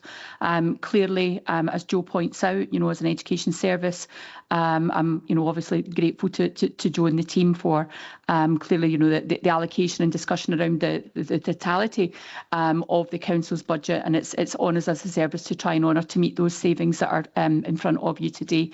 But I absolutely do share your concerns in respect to pupil equity funding, which is given in context, Councillor Watts, as you have clearly documented, and does allow schools to, you know, make decisions that young people and parents are actually involved in how a school actually spends that. So there is a significant threat to schools where PEF to be in any way considered for suspension. So I would just like to echo the point made in that respect. Thanks. Thank you, Provost.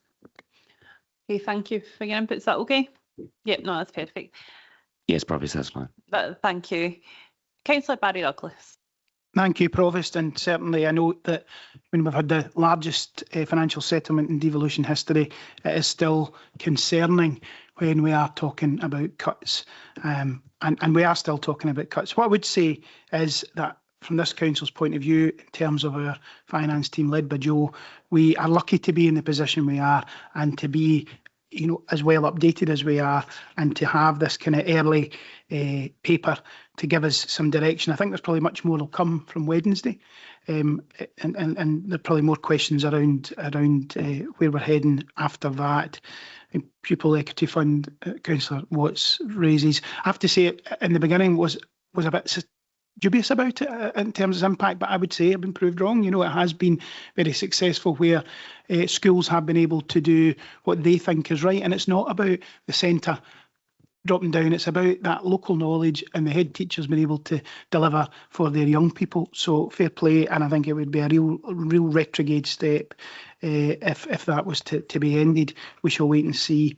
In terms of you know, the council tax increases that are suggested here, you know, again, these are stark in time, at a time when people are undoubtedly still struggling with the cost of living, but we have to deliver a balanced budget, and I am sure that we will get there in February. And yes, the UK budget is later than it would be, and I understand the concerns around that, but we have proven as a council, we're actually on the front foot and we've got an idea where things are going. So we can be prepared, you know. We have known for some time that the UK government, when they were planning their budget, so I don't see why, if this council can be as organised as we are, that others can't be elsewhere. I'm sure we'll get there come February. But I'll be able to give some more comment and questions, I think, on Wednesday after East Ayrshire performs. Thank you, Provost. Thank you, Councillor Douglas. Councillor Graham Boyd. Thank you, Provost. On Councillor Watt's points on PEF funding and also Linda's reply, yeah, I've got concerns about that as well. PEF has been very successful supporting SIMD 1 and 2 pupils. And if this money is in danger, you know, in Scottish schools, we've got a big problem with non-attendance and behaviour and violent incidents. PEF, and I know within East Ayrshire, has really helped to tackle some of these problems. If we lose that, then some of these problems can be exacerbated. So that's my concerns there. Yep, no, thanks for that, Councillor Boyd. Anybody else got any questions or comments? Everybody okay online? Yep, the council, we're happy to approve and note the report. Perfect, thank you. Thanks, Joe. Agenda item 6, the Workforce Strategy Action Plan update, and I'll bring in Donna Nielsen to speak to the report. Thanks, Donna. Thank you, Provost, and thank you for the opportunity to provide this update on the progress of the Council's Workforce Strategy Action Plan, covering the period from October 24 to September 2025, and also to provide details of our next steps. So the background for the report's covered in paragraphs 3 to 8, and it highlights when the workforce strategy was agreed in 2022, that it's a 5-year plan and forms part of the Council's strategic framework, which we've already been talking about today. It also refers to the work completed by Audit Scotland and their most recent report, Delivering for the Future, responding to Workforce Challenge, published in August 25. This section also covers the addition of performance indicators, with measurements being identified for each priority in line with recommendations made from Audit Scotland. In relation to the current position, from paragraph 9 onwards, this is split into sections for each priority, highlighting the work in progress over the last 12 months, a section on performance measures related to that priority, and what we are hoping to progress with further over the next 12 months. In terms of priority 1, investing in young people, this is covered paragraphs 9 to 18. And some of the highlights here include the continued work employing and supporting modern apprentices, graduate interns and graduate apprentices, with over 200 young people undertaking training and qualifications or graduate work experience by the end of March 2025. 96 of them progressing to jobs either within the council or elsewhere, and 66 young people still in a trainee role with the council. Paragraph 13 highlights the further investment of £4.5 million in jobs and training agreed in April 2025, followed by an additional £3 million from Shared Prosperity Fund. And paragraph 14 highlights the continued work of the Jobs and Training Fund in the first 6 months of the current financial year, with 5 graduate interns and 17 modern apprentices appointed, and a number of others going through different stages of recruitment at the time of writing this report.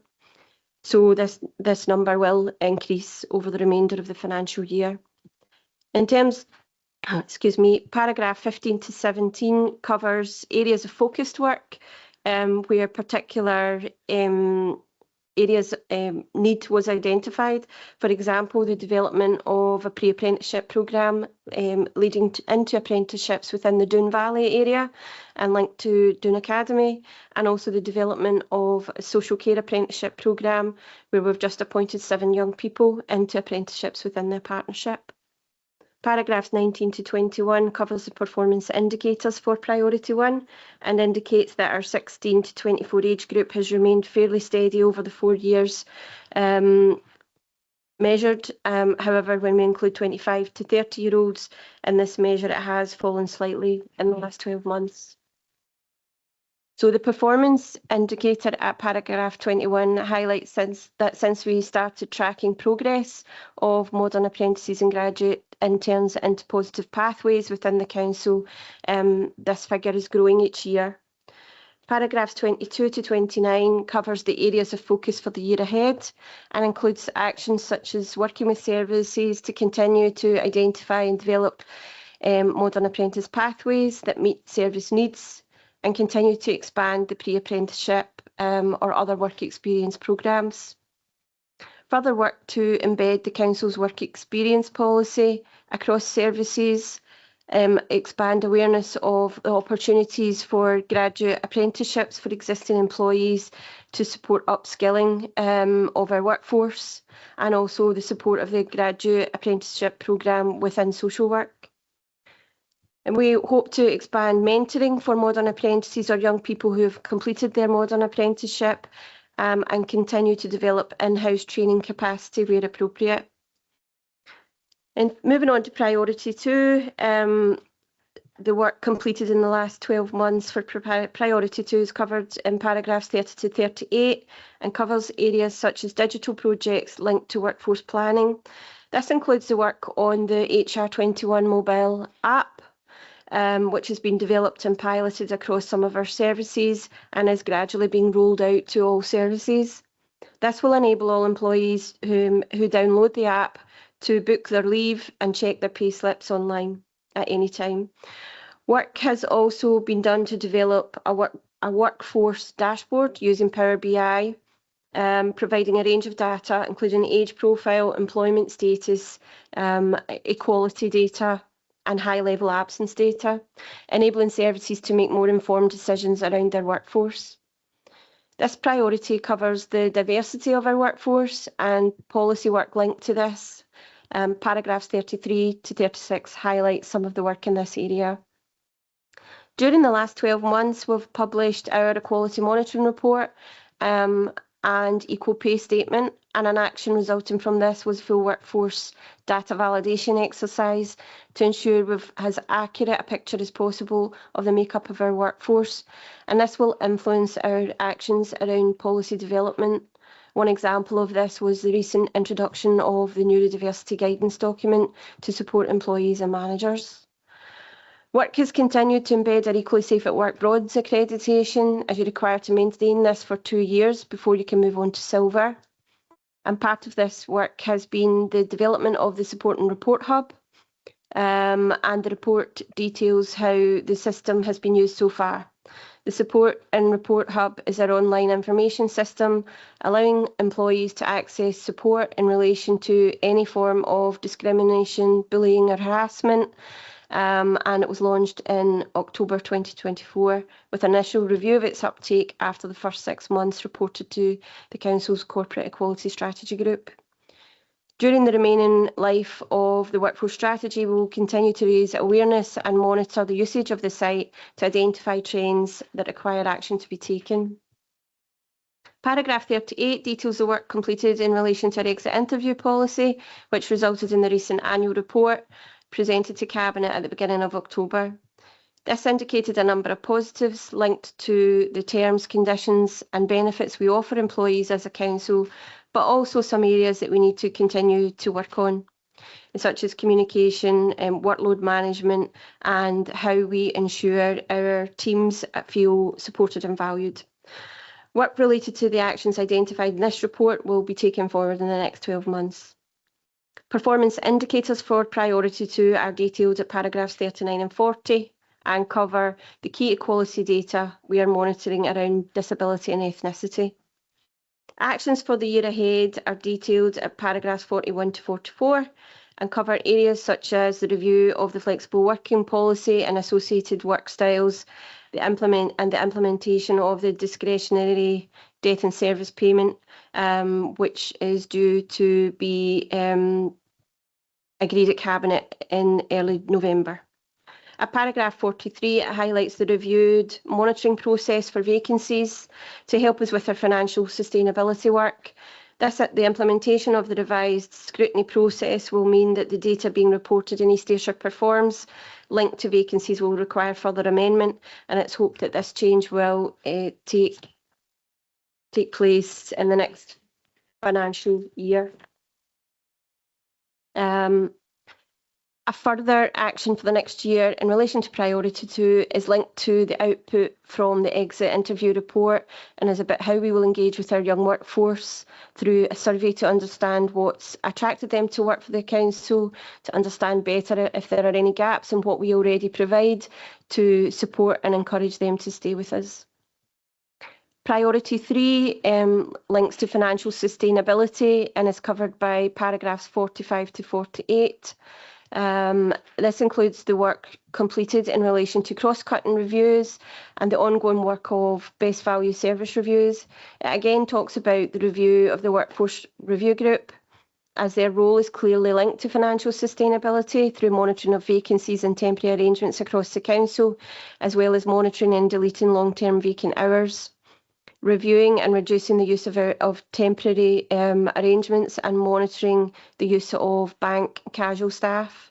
It details at paragraph 46 how the process has changed to clearly link vacancies to workforce planning priorities within services or to digital efficiencies. And this in turn will support our monitoring of costs or movement going forward. Paragraph 47 highlights the recommendation from Audit Scotland in relation to linking digital technology advances to workforce benefits and productivity gains. And as a result, East Ayrshire Performs has been reviewed to ensure a clear focus on the 4 key strategies of the Council's strategic framework, with a new section developed to provide monitoring of the work of the Digital Management Board and progress being made. The financial sustainability performance indicators are detailed at paragraph 49 to 52 of the report, and it's important to highlight some positive change in relation to some of the figures due to the level of scrutiny of the WRG and ongoing actions from finance digital teams. The number of vacancies being advertised has reduced in the last 3 years from 1,062 to 894. The cost of overtime has reduced in the last financial year, although it's still high. A reliance on casual bank staff is also reducing compared to previous years. And it also details the savings figures. Highlighted shows the savings services have identified each financial year that were attributed either to workforce change, reduction or to digital advances, with quite a proportion of the workforce savings linked to the work of the WRG and the deletion of vacant posts and hours, or the realignment of role due to changing duties. In terms of actions for the year ahead, these are covered at paragraphs 53 to 56 and highlight work in relation to the continued development of dashboards to assist with financial monitoring and workforce management. Continued sessions on workforce planning and links to service review for senior management. Work with the improvement service to identify any other tools that we can use to further embed workforce planning at a service level, and further review and monitoring our use of casual bank staff. Moving on to priority 4, which is investing in the future skills of our workforce. This is covered at paragraphs 57 to 65 of the report, and that highlights the work of our organisational development team and how it has supported workforce development over the last 12 months. And some of the work there includes the Council's coaching and leadership development programme, which has been reviewed, particularly around the leadership sessions available, and clearly identifying who each programme is tailored to. Collaboration is facilitated and encouraged through the leadership coaching programmes as participants are paired up to work with people from different services. They've developed a coaching collective teams site, and that's been set up to encourage further collaboration and shared learning. The leadership live sessions have been carried out over the last 12 months, and these will continue into 2026. And these cover areas such as strategic planning and decision making, financial leadership, and leading our people. Work continues to enhance our Learn Pro product, and there's work being going on around promoting a Think Digital culture with the development of the dedicated digital area on the Learning Academy, offering upskilling in Microsoft 365 and a range of digital skills resources. In terms of performance indicators, these are detailed at paragraphs 66 and 67, and details the uptake on leadership coaching and mentoring frameworks are all going up each year. Actions for the year ahead are detailed at paragraph 68 to 72, and details areas such as the continued development of LearnPro, the development of a 360 feedback tool in conjunction with IT colleagues, the development of modules to support our understanding and use of Microsoft 365 tools, and the appointment of 2 new digital training officers supporting this work. Succession planning is an important tool in workforce planning and development, and we need to review what we've got in place at the moment and align it to the reporting that we get from FaceTime in relation to career conversations. Moving on to priority 5, which is around employee engagement and recognition. This is covered at paragraph 73 to 80, and this talks about how having a workforce who are engaged and feel recognised within the organisation enables them to feel motivated, flexible, and provides greater understanding between the work that they do and how it impacts and supports the services we provide our local communities.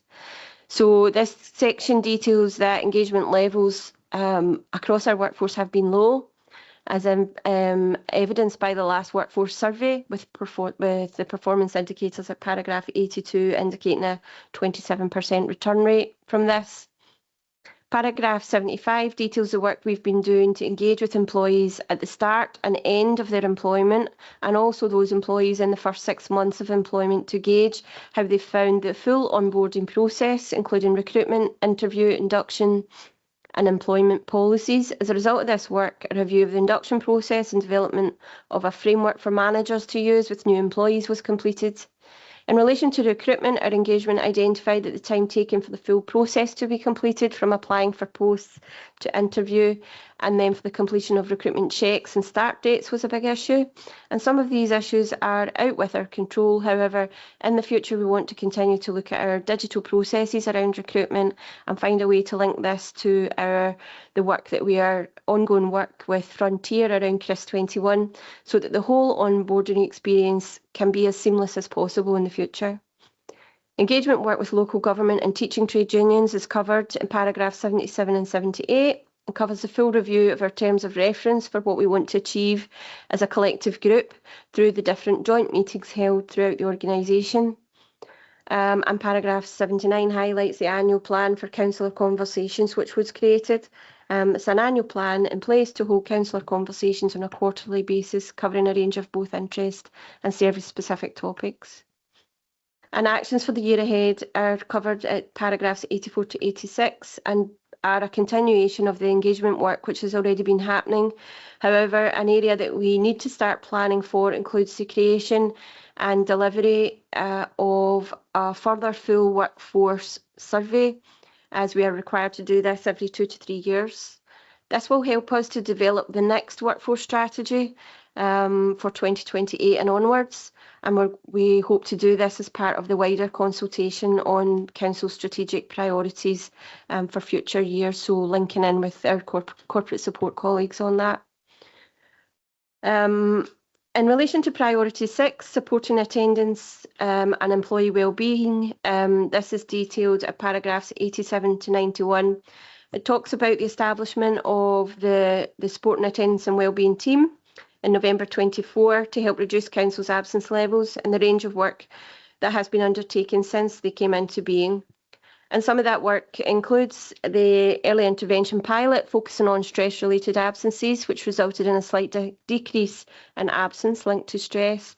The development of a proposal to carry out early intervention for musculoskeletal absence cases, with this initiative starting October 2025. The development of different learning sessions for both managers and employees, and a review of what we offer in terms of online training. Paragraph 91 talks about the Digital Absence Project Group, which has been established with employees from IT, payroll, people and culture managers and support and attendance and wellbeing team to help take forward the range of work linked to making the full absence management process more efficient and effective. So performance indicators for this priority are provided at paragraphs 92 and 93 and indicates the rising costs associated with sick pay and the urgent need to get absence levels across the council under control. It also details some of the other measures we've included here, such as the number of employees accessing the various support tools, including occupational health and physiotherapy, and those accessing wellbeing tools. The actions for the year ahead, covered at paragraphs 94 to 96, continues to focus on ways to reduce absence levels, the review of our support and attendance at work policy, and the continued work in relation to streamlining processes and management information through digital advances. So that's just a whistle-stop tour of all the work that's been going on over the last 12 months and what we hope to do over the next 12 months.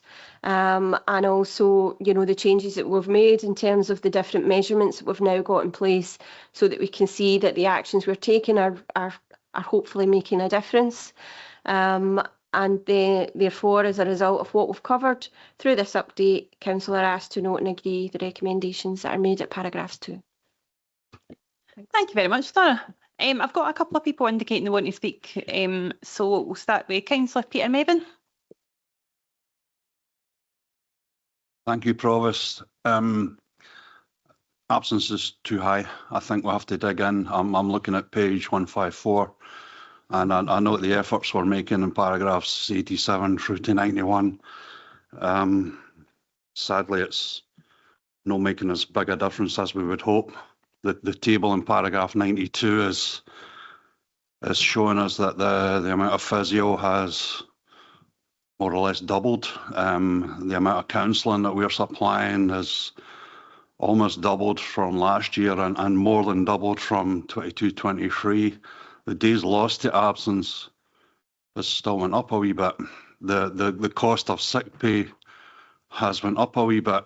The cost of sick pay is now eye-watering at 7.2 million. That's more than the cuts to this council that we're going to have to make this year and the year after. I think Joe said earlier it's 6 million this year and 5 next year. Well, we're paying 7.2 million in absence and sick pay. I note in paragraph 93 that we are making efforts, and it was reported at Governance and Scrutiny Committee recently that the absence is coming down a wee bit. I still don't think it's enough. I think we need to try and find some radical way to get our absence rates back up. We need to reduce the absence. Our attendance rates back up, sorry. Mixed myself up there. Are the private sector got any clues as to what we should be doing? Are there other local authorities or what's happening in the NHS? We need to look somewhere and find an answer to this and try and see if there's something different we can do. Something's missing to try and get our attendance rate up at work and bring our absence down. This is far too high just now. Thanks, Councillor Mavin. Yep, Amanda. To you, Provost. You'll not get any disagreement for our team and the managers and the officers here.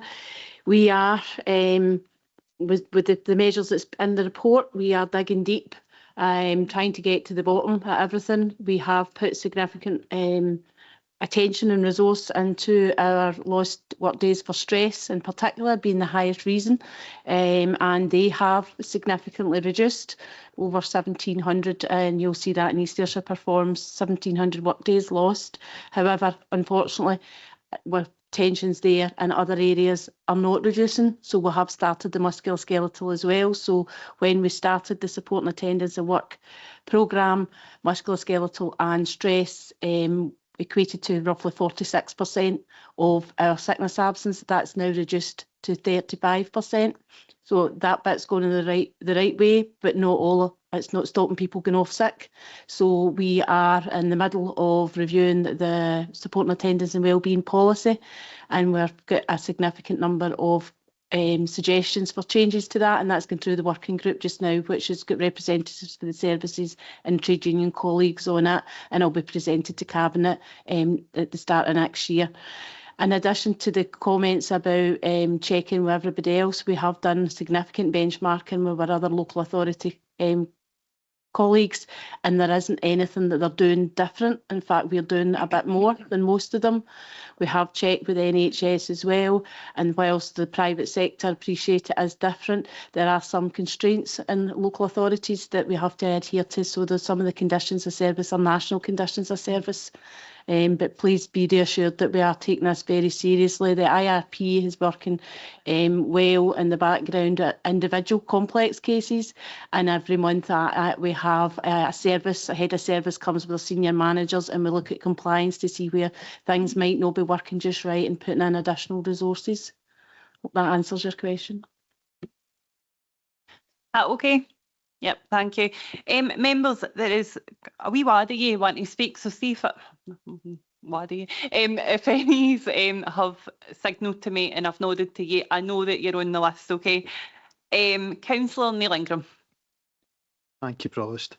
Well, first of all, I want to start off by thanking Donna Nielsen and the Head of People and Culture for the update on the Council's Workforce Strategy Action Plan. There is a huge amount of work that is going on behind the scenes, and it's clear to see that the work that has gone into this paper. It's important to note that although we operate under a challenging financial landscape where financial stability has to be closely monitored, investing in young people and investing in the future skills of our workforce are two of our key priorities. It's great to see the continuous investment by this administration in supporting 245 training opportunities for our young people since 2022, a further £7.5 million over a 3-year period, providing real-world skills and experience to young people in our communities. I welcome the ongoing work to grow our young workforce and note that further work is required to enable clear pathways through our schools and other ways to work experience within the council. It would be great to hear some more information on what is required to make that happen in future. Supporting attendance and employee wellbeing is another key priority. It's good to see that the work done on absence due to stress and work-related stress has had a positive impact on absence numbers, although I appreciate we have more to do. I also look forward to see the work on absence due to musculoskeletal issues supporting our workforce further. Our workforce is best placed to tell us what we're doing well and what we can do better. So I'm glad to see employee engagement playing an important role in our strategy, along with showing thanks to our hard-working people by giving recognition to those in our services that go above and beyond. So thank you for all that you do in serving our communities across East Ayrshire. Our people are our strength, and thank you again for the work done to invest in, develop and support them going forward. Thank you. Yep, thanks very much for that. I appreciate that. Members, I'm going to give you a wee tiny glimpse of freedom, right? So see after the questions, I'll give you a wee 15-minute break because I can see folk getting a wee bit twitchy. But in the meantime, we'll finish with questions if that's okay, and I'll bring in Councillor Jim Todd. Thank you very much, Provost. Thank you. What a great report on how our workforce are being managed in the proper way. With an ageing workforce, succession management is very, very important. And that's where all the, well, I surmise that a lot of the issues with health are coming from post-COVID and an ageing workforce. Could you maybe touch on a wee part? There's been a lot of flack, I'll call it, on social media, and that's been generous because some of the language has been terrible on social media, and people out there who claim to be champions in their society should reflect on their language. But there's been a big attack on our employees who are working from home. I have no doubt at all that for the right reasons, a lot of our officers and workers work from home. Has there been any decrease, any tangible decrease in performance or production with our employees that are working from home? Thank you. Thanks. Amanda?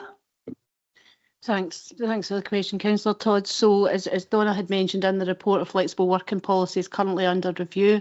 And obviously the time that it was implemented and COVID kind of coincided, so there was more working from home. We have actually significantly reduced the amount of working from home, and the focus now is getting folk back into the office, which we'll continue to do through the policy. It's a difficult area to quantify, and part of the Audit Scotland report was that, so we are trying to measure it, but there's nothing that we could say that's specifically different from working from home. There's certain things that lend themselves to that better than others, but as I say, that's all part of our review of our policy. Yep, thank you. Councillor Jane Sangster. Yep, thank you, Provost. It's just really a point of clarity on page 148 in the table. I'm looking at the cost of supply and bank teachers, which has obviously increased quite significantly. It's almost doubled. I realise the baseline's round about when COVID kind of hit. I'm just wondering, is the use of supplying bank teachers, is it down to sickness, or do we have vacancies that aren't filled, or is it a mixture of both? I'm just looking for a wee bit of clarity, because it does seem that we are spending rather a lot of money on supplying bank teachers. Thank you. Thank you. So it's a combination. It can be sickness cover, which the sickness absence for teachers has risen over the last year, although it is still the lowest within the council. But it also can be vacancies, because obviously if a subject needs to be taught and the vacancies there until you advertise and go through that recruitment process. Again, same with maternity leaves, which will be covered but not immediately. So there's a full combination there. So it's short-term cover for whatever reason that is required in the school. Okay, thank you. That okay? Yeah, thank you. I hadn't even thought about maternity leave, to be honest, but that's good to get clarification in that. Thank you. Yep, that's fair. Thank you. Councillor Sally Cogley online. Yep, thank you very much, and Amanda, thank you very much for the report, and many congratulations for all of the progressive work that is being done in relation to our workforce. I'm going to just comment very briefly here on absence, and this is an area that we've discussed extensively in GNS. And I think it was Councillor Peter Maben who mentioned comparisons with other businesses. Now, we have considered looking at the private sector, and in looking at the private sector, there was one business that I'd identified that has a comparable kind of employee structure. Their absence rate, by contrast, is 2 or 3% per year. So I repeat that, 2 or 3% per year. Our levels of absence would not be sustainable within the private sector. Now, of course, the rules, the regulations, the regulatory framework within the private sector is very different. So I think some comparisons are useful, but we need to be bearing that in mind, of course. And Amanda, just to say, I absolutely applaud all of the work that is being done by your group, but we do need to consider what the differences are and what we can learn from the private sector, if there is stuff that we can learn from the private sector. Thank you. Okay. Yep, thanks very much for that, Councillor Cogley. Councillor Graham Barton. Thanks, Provost. It's a question on shared services. I mean, working pan Ayrshire with neighbouring local authorities obviously makes sense in the correct circumstances, utilising economies of scale. Are there any services we're currently looking at and exploring to share with our neighbouring authorities? I mean, for me, I'm thinking waste collection services, one that kind of jumps out to me. So just a quick question on that. Thanks, Councillor Barton. As you know, Council agreed a paper in June that said we would look at the whole range of services that make sense to do across, like Ayrshire or indeed any other, shared service. Some might be national services that we should look at, and each of these individual services are things that we're currently considering. Both are existing very successful shared services in terms of ARA, whether that should we go pan Ayrshire, and then other services such as waste, economic growth, the range that were there is definitely the whole range of things that we want to look at. We need to get the balance between moving to, if you move to a bigger scale, still feeling a connectivity to local communities, so that people don't reach some of the criticism that we had of the former Strathclyde, that local communities felt that there's no say, you know, in what happened in something of the scale of Strathclyde. So I think shared services are definitely, and Audit Scotland would tell us, definitely the way we need to go forward. But at the same time, there has to be that level of still connectivity to local communities, and that'll be the balance we need to do. Thanks. I think keeping that local, they say, is important. So thanks for that. Yeah, thank you. Councillor Graham Boyd.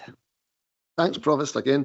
Priority 1, investing in young people. I noticed in the council social media page, it was pleasing to see, I think it was 4 young modern apprentices, I think was it from SL66, who were working with greener communities and progressing well.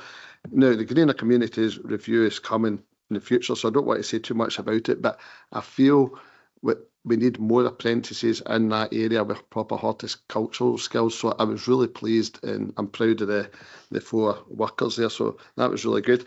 Also, I know Councillor Peter Maben and some others have mentioned the absence figures there, you know, and again,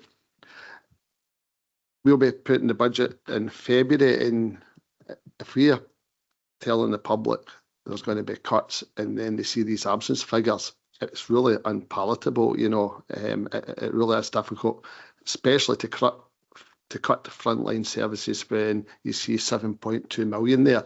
And I know what's been discussed so far, but in the private sector, as said, the figures are much lower. I want to mention the teachers. The teachers' figure is always historically lower, and I'm sure Linda will be able to confirm that again, or Amanda. And so it's just a big shout out to the teachers, because in teaching, you get your September sniffles, your March sniffles, and you got all these bugs, you know, so well done the teachers, really proud of you. Amanda? Just to comment, yes, the teacher numbers are still lower than local government, although they have been rising. Yeah, okay, that's one noted, thank you. Councillor Barry Douglas. Thank you, Provost. Some really interesting discussions around you know, some of the key constraints we've got at the moment. We know the absence is affecting every walk of life, every public sector body and the private sector as well. And I think Amanda is right to highlight the fact that there are national agreements in place relative to pay. What I would like to see, and potentially it's maybe a member officer working group or something similar, to look at, you know, where we're looking at comparisons and absences, but potentially have we seen any trends, these sorts of things, see what we can do to tackle it. One of the points I wanted to raise was I work from home in my day job most of the time, although I'm all over the country. And what I noticed, certainly compared to when I was in an office, you know, 40 hours a week, was that you don't have that downtime sometimes between travelling home and to your work, because now it's 10 steps to my office. It used to be an hour in the car. So you don't have that time sometimes to decompartmentalize. I can't even say it. That's the very one, to switch off, or even to switch on when you're going to your work. So sometimes I find, certainly even managing teams as well, people sometimes confuse or conflate between pressures at home and pressures at work. And because work is at home, sometimes those can become mixed, and some of the stress things, work becomes the blame, rather than maybe it is something at home with the kids or whatever it will be. So I think sometimes separation it could cause some issues. And actually from speaking to people who have worked at home exclusively since the pandemic, they're the very people now saying, I want to be in the office more, from my experience. And I think we should encourage everybody to be in the office as much as they can. I think particularly for younger members of staff, the way they learn and the way they find out that those dynamic conversations you have in the office is how you'll progress in your career. One of the key points I did want to pick up, and I'll go to page 163 and in priority 6, supporting attendance and employee well-being. Taster sessions for yoga. Interesting. I'm sure for some musculoskeletal injuries that could be useful. I would like to know, though, what the uptake has been and what the costs have been, because it just seems as a complete saying there in terms of status. What are we actually doing around yoga? Keen to hear a wee bit more about that and the kind of costs involved if possible. And if you've not got it to hand, by all means, come back to it in the future. I think just on the cost of sick pay, I think by my calculations, it would be an equivalent of 9% rise in the council tax. That is eye-watering. And I think it is incumbent on everybody to do what they can. And maybe a member officer working group or similar to try and really find out a bit more about this, because we can blame a sick note culture or whatever else, but the reality is, and Councillor Todd made this point, I think, very well, we do have an ageing workforce. And that ticking time bomb of an ageing workforce is only going to get worse. We need younger people in. So thank you. Amanda? Thank you. The yoga costs and uptake, I don't have that to hand, but I will get that to you.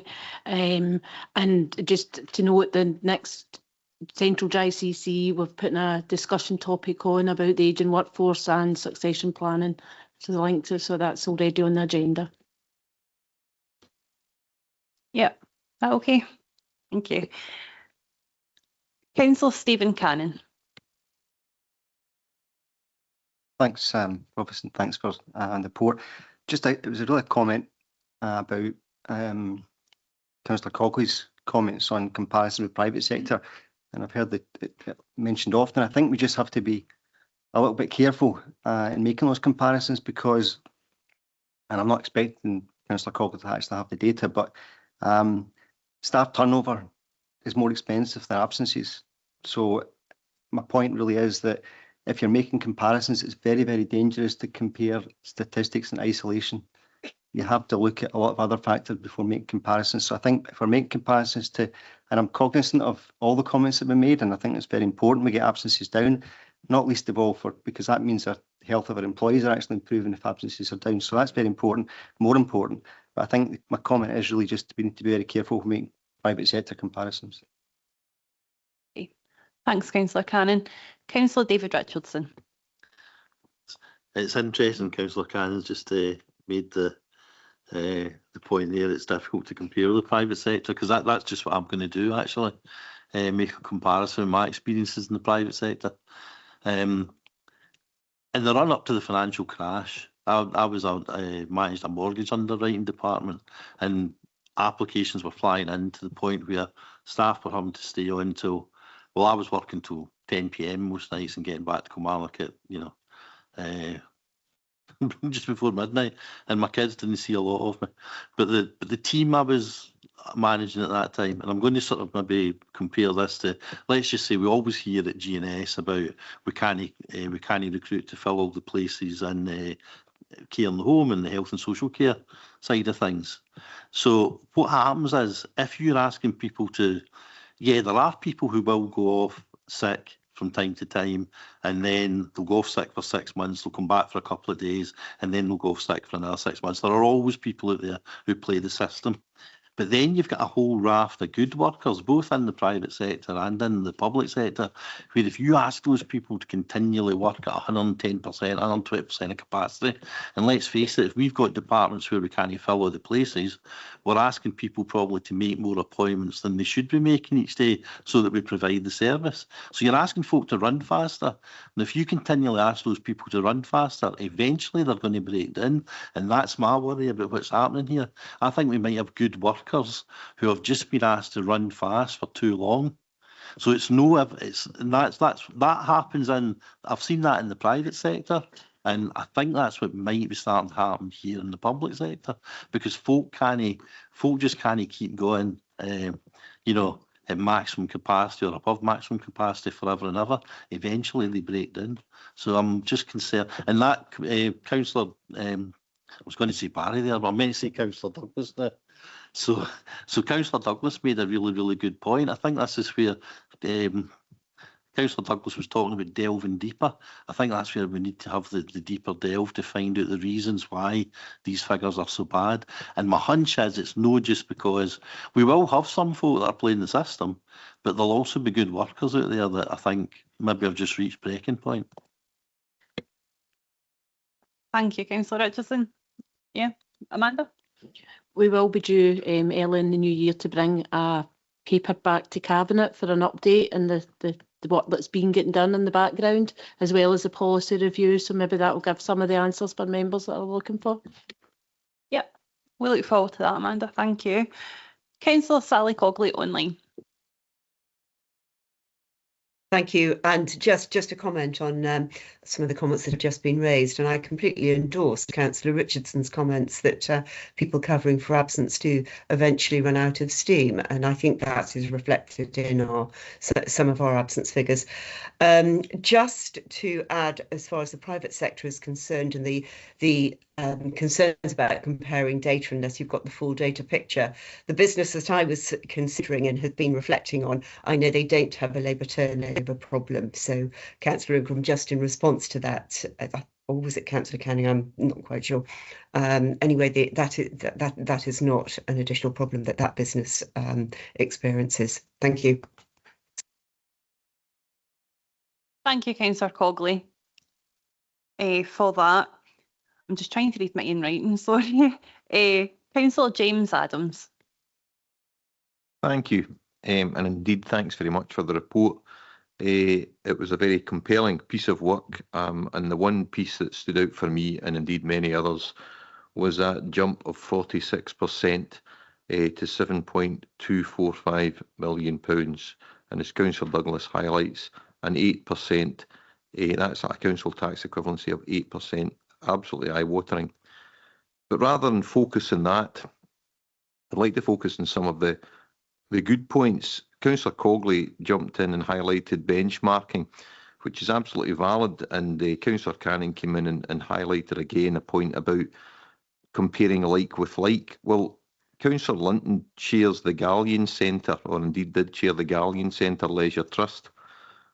Galleon Centre Leisure Trust absence was roughly about 1% and turnover was very, very low. So we don't need to look too far for good models.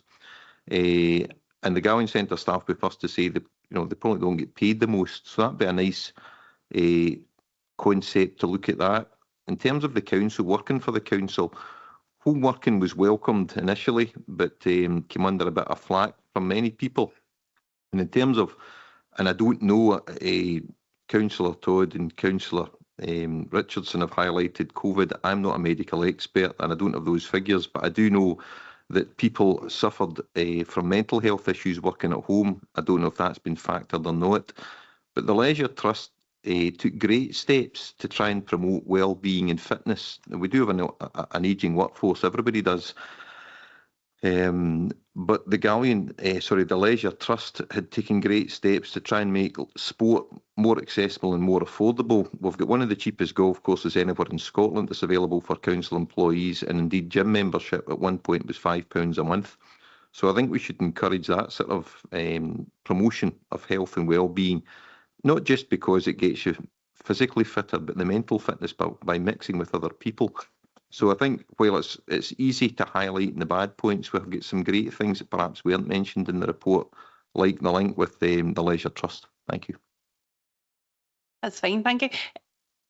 There's two more members indicated to speak, and unless there's something burning, we'll wrap it up and go on our break, if that's okay. Councillor Claire Maitland. Thank you. I know we're talking about succession and our ageing workforce and our ageing councillors at some point here as well. However, I would just like to point out paragraphs 11 and 12 and the success we are having with our apprenticeships. I don't think we actually emphasise how much we've done. The leader was saying to me the other day, we used to measure apprenticeships in single figures, and here we are sitting at 150. And just this week, Scotland and Ayrshire can pat themselves in the back. They are sitting at 70 to 80% for full completion of apprenticeships, whereas we have Ireland on 48, Wales on 66 and England on 53. So we're doing something right for the future. Thank you. Thanks, Claire. On the apprentices. Councillor Boyd. The working from home, a couple of members have touched on it, and about a third of the population live on their own now. And if you're working from home, it can be a long day, isolating, and that can have an impact on mental health. And as Councillor Douglas said, and working with others and collaborating. So I think there could be an impact there, and I think we maybe need to look at this working from home again. That's all. That's fair. Remember some good discussion. I'll bring Eddie in. I think it'll be important, members, and I'll speak to Amanda, that we bring you some figures around working from home. I think we should be really clear that the vast majority of employees of this council have never worked from home. So if you think of our, like our school staff, teachers and, non-teaching staff, our social care staff, our people who work in greener communities, our people who work in refuse, the vast majority of this council have never worked from home. And, at times, I think we need to be clear about what we're talking about. And again, others who are office-based are now predominantly office-based. And so I think it is important that people know the facts in terms of what we're doing. And that's something that we need to take on board to make sure we give, members the full numbers in terms of what that is, so they can see the scale of what we're talking about, here is maybe not as great as some people would think it is in terms of that. Absolutely fair. Thank you, Eddie. And just to close it, I would just like to finish by saying I'm absolutely thrilled to see the neurodivergency at work policy come through. I know there was a lot of work put onto that. And I really, really hope that the employees that we have in East Ayrshire who are neurodivergent or suspect are neurodivergent feel that they are able to disclose their neurodivergence. There's a policy that protects and supports, and I would just encourage MD to do that. There's some great supports out there, some understanding out there, and some great accessibility stuff that you can get with maybe no obvious to begin with. Reasonable adjustments is the word I was looking for. Right, is members okay with the report? Members, I'm going to suggest, I'm feared to say 15 minutes in case I get lynched. 15, half an hour.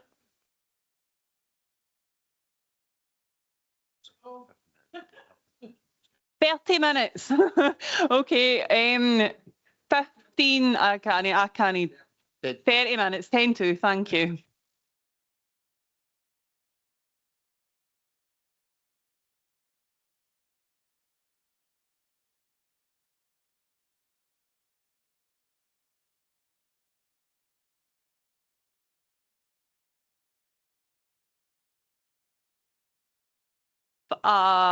Event in the town centre at 1:30. Ian's office kindly just messaging Stuart Duggan for Police Scotland to say that we might be a wee bit late, but hopefully we'll get some feedback soon.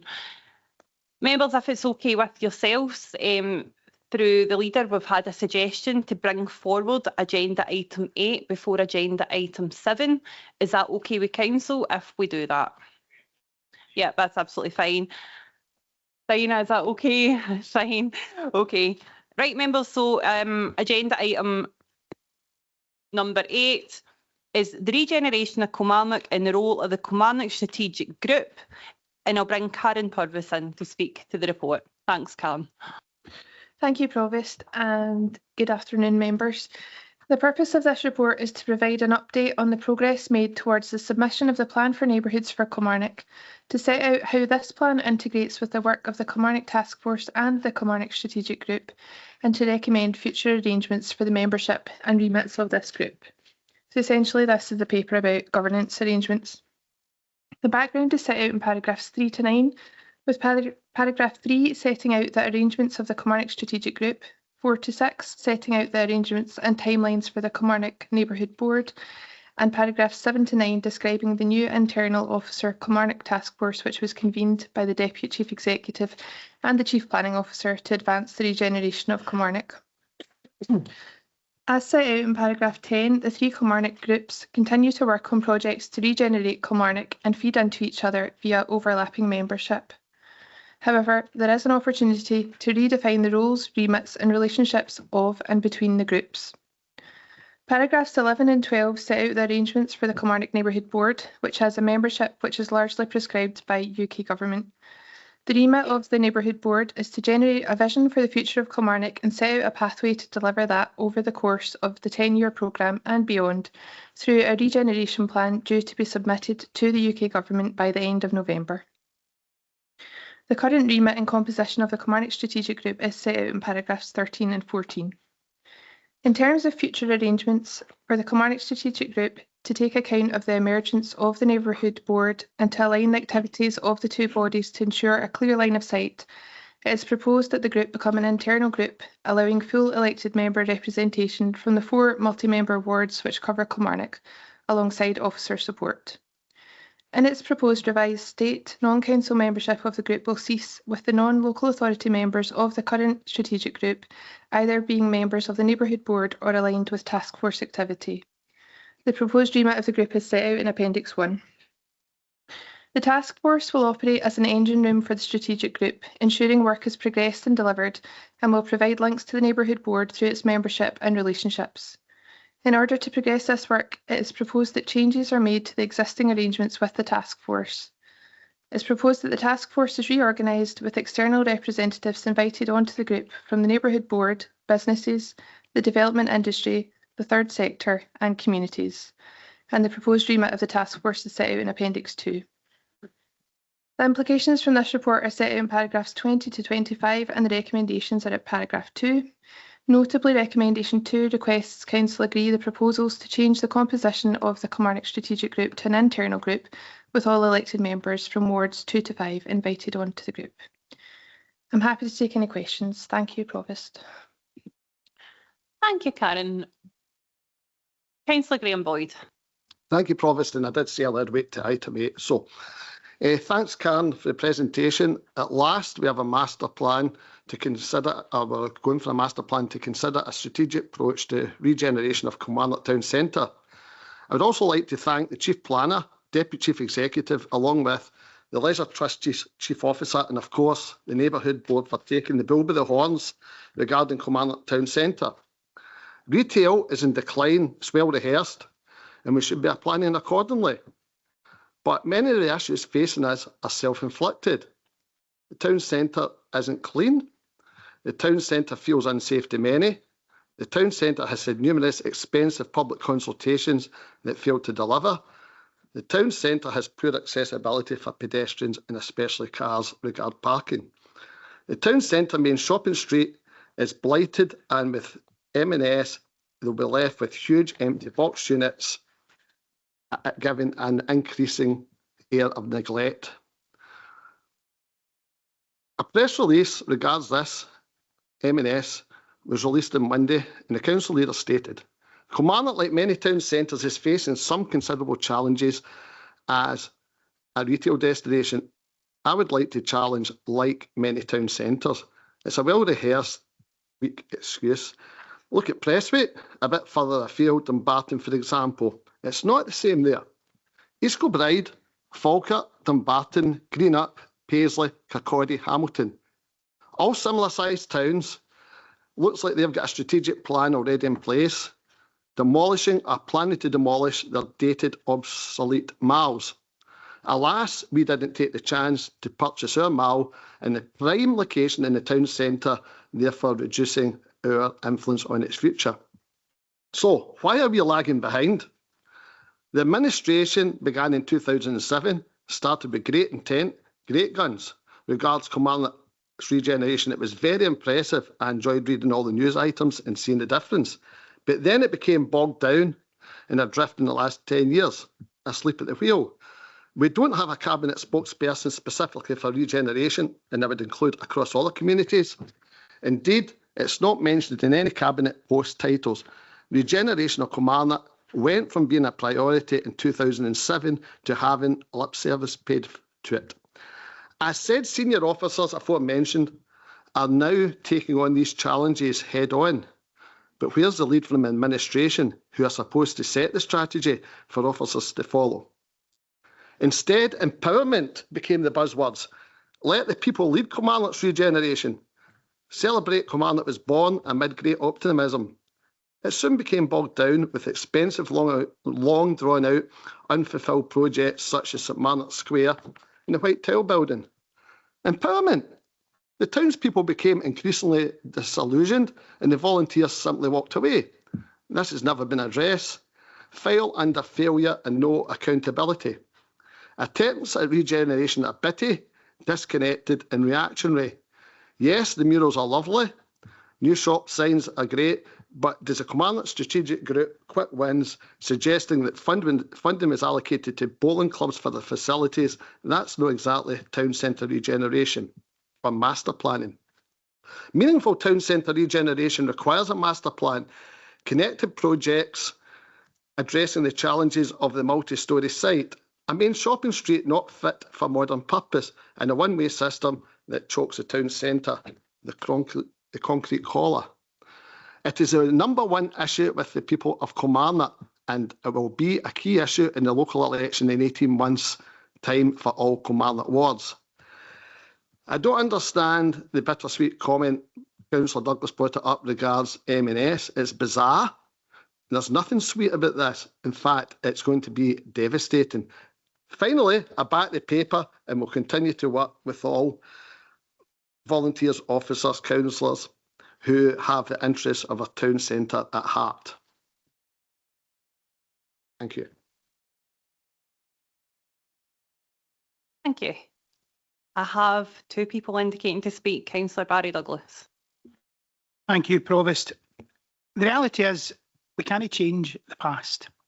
Yes, there are undoubted failures around the town centre. There's many people who point to the 1970s redevelopment of the town centre as a failure. The reality is that was then dealing with what people wanted to see in terms of large floor plate spaces and large retail stores. We're not there now. The thing is, we can shape the future. And the only way we are going to shape the future is if we do come together on this. But as I have said earlier, and I've said umpteen times, I would choke a horse the amount of papers that we have looked at and consultations and studies and reports into Kilmarnock Town Centre. We need to act. We can look at what we've looked at before. We can take the best of those policies and the best of those ideas and come together. And actually, members, we have been briefed before relative to opportunities for the town centre. Now, these are just at this stage in the initial phases, but we need to grasp the nettle on this. We can't let it go. But with a retail backbone, supported by housing, supported by the public sector and leisure opportunities, that is going to be the future of our towns. Now, we are no different than many other towns, but we must act. And there are things we can do now in terms of the cleanliness. And I have to say, credit where it's due, with greener communities are in and about the town centre at the moment trying to get the place better. It is a problem. I work up and down the United Kingdom, as I've said before, and I have to say the condition of our town centre is of concern when I look at other places. But we can tackle that now, and we can come together to do it. We can fall out, we can fight, we can argue, and I don't think actually the people of Kilmarnock will thank us for that. But we need to deliver. If we are sitting here in 2, 3, 4, 5 years' time with piecemeal development and we haven't actually tackled the problems, then none of us will be forgiven, officers or members. So I would urge us all to come together for the benefit of the people of Kilmarnock and the surrounding districts. At the end of the day, it's not just for Kilmarnock. Noting the main point of this paper, which is the composition of the Kilmarnock Strategic Group, I do have a slight concern that when nearly half the council will be sitting on this, the strategic focus potentially disappears. We have already seen in the Kilmarnock Strategic Group that sometimes the minutiae comes into it, and we need to be very, very careful. You know, wildflowers isn't the answer to everything, and ultimately the colour of the benches and what we, you know, keeping the place clean and tidy isn't everything. But we need to look at this in a strategic manner. Now, I know that the administration's proposals, I would absolutely suggest that there should be a member from Ward 5 on it, or it's done on a rotation basis. I think 14 members, and we're all very keen to have our say. There's none of us shrinking violets in here, particularly amongst the Kilmarnock Ward members, Kilmarnock Wards members. So my fear is that the strategic focus could be lost. And whilst there are other places, and I look at the neighbourhood board that myself and the leader serve on, where we do have others from the private sector and other interested community parties, that potentially having them out of the strategic group, I have some concern because we can learn a lot from them. So my view would be that in terms of the composition, I would not support the changes to have all 14, nearly half this council, on that strategic group. But I would support an addition because I absolutely identify that Ward 5, Kilmarnock South is not represented and absolutely have a right to be represented. The residents of Shortleys, Rickett and Belfield have a right to have their voice because it's their town centre too. Thank you, Provost. Thank you, Councillor Douglas. Leader. Thanks, Provost. Now, I would be really, I think the words there from Councillor Douglas, I think, I would support, apart from in terms of the composition of the strategic group, I'd very much concur with what Barry Douglas, who, on behalf of his group, has always, to my knowledge, been very positive and always look forward in terms of what we're trying to do to the future and play with the deck that we've got in terms of finance and the circumstances that we find ourselves in. I'll not really respond much to what Councillor Boyd's in terms of a rant. I know Councillor Boyd cares very much for the town as I do, and I'll give him that respect. But I think to make it personal in the way that has been some of the churlish remarks, I'll not even respond to them. Other than to say, my focus, and I've been a member now here for 33 years, and my focus, I love my town. And for me, and I've always had 100%, 110% attention be trying to make sure that it's looked after and the best of it. It's a town to be proud of, and I'm still proud of it. And long after other organisations have left it, we'll still be there. I'll still be there using my town centre and to the best I can and encouraging others to do the same. You can't rewrite history. Even going back, as I know Councillor Boyd often does, to the main plan, which was 1968 town plan. Now that was, it wasn't just the invention of a set of consultants, and I know that consultants' report is very interesting, but there was a political decision there made at the time to revamp our town based on the fact that every new town was coming out of the ground. Andy's Kilbride was just 15 miles up the road to try and reinvent the town in some way, and half the historic of the heart of Kilmarnock was wiped out, and I saw it from my classroom window when I was at Kilmarnock Academy, and I looked at half of the town. And most of the folk at that time thought it was a good idea. There was no doubt there was an adequate house and there was poverty right around. The Foregate was a synonym for a dump area, and we saw that transform into a shopping centre and an exciting one fit for the end of the 20th century. Times have changed. Decisions have been made. There's been loads of investment, and I sometimes underplay just how much, I mentioned it in my speech, how much money and effort has went into revamping our town in Kilmarnock.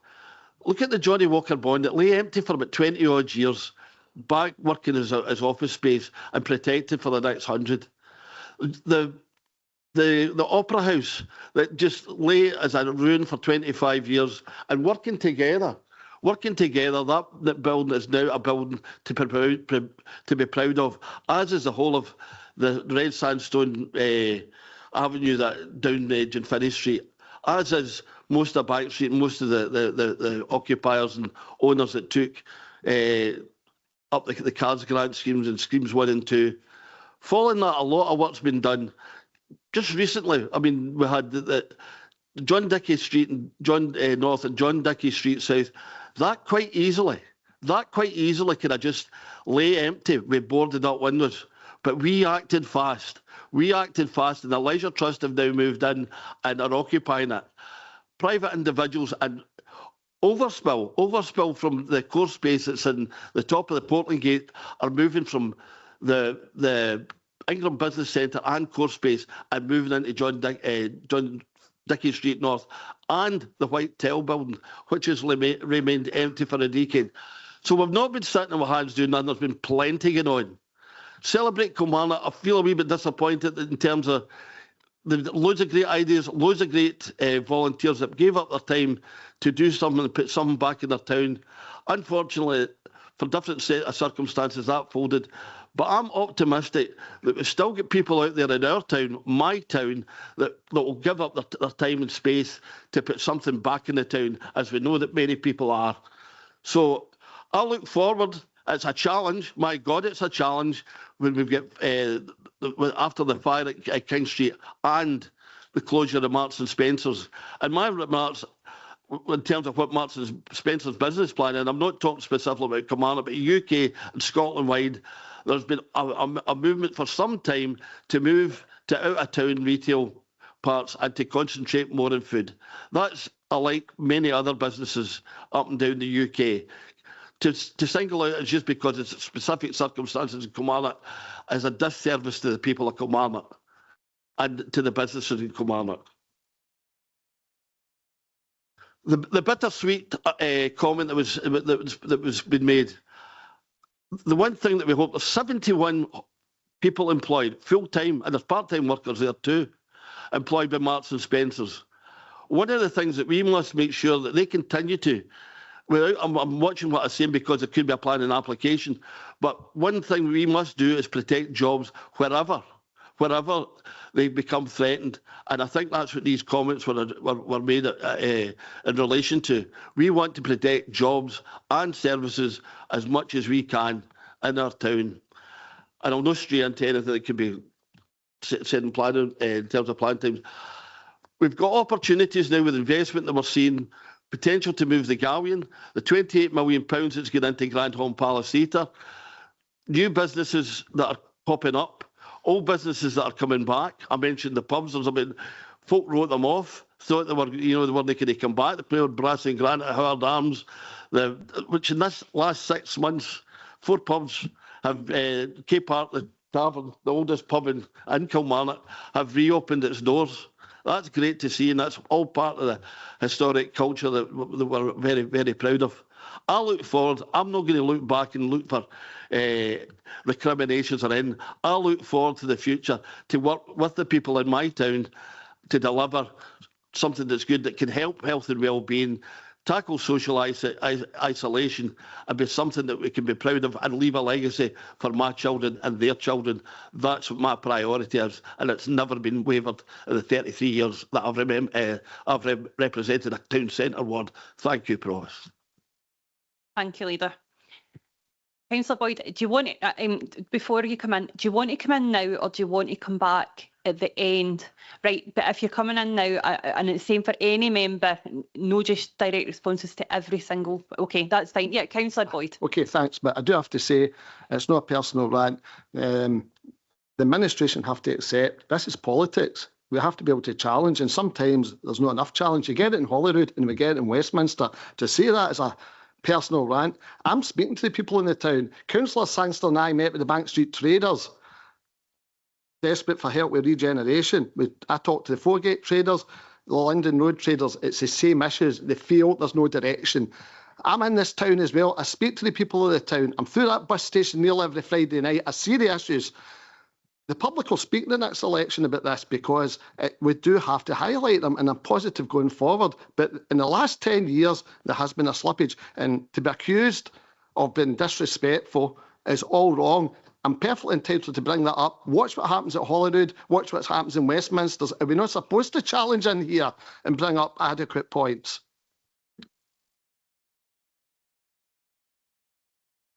Okay, thank you. I've got Councillor Richardson. Thanks, Provost.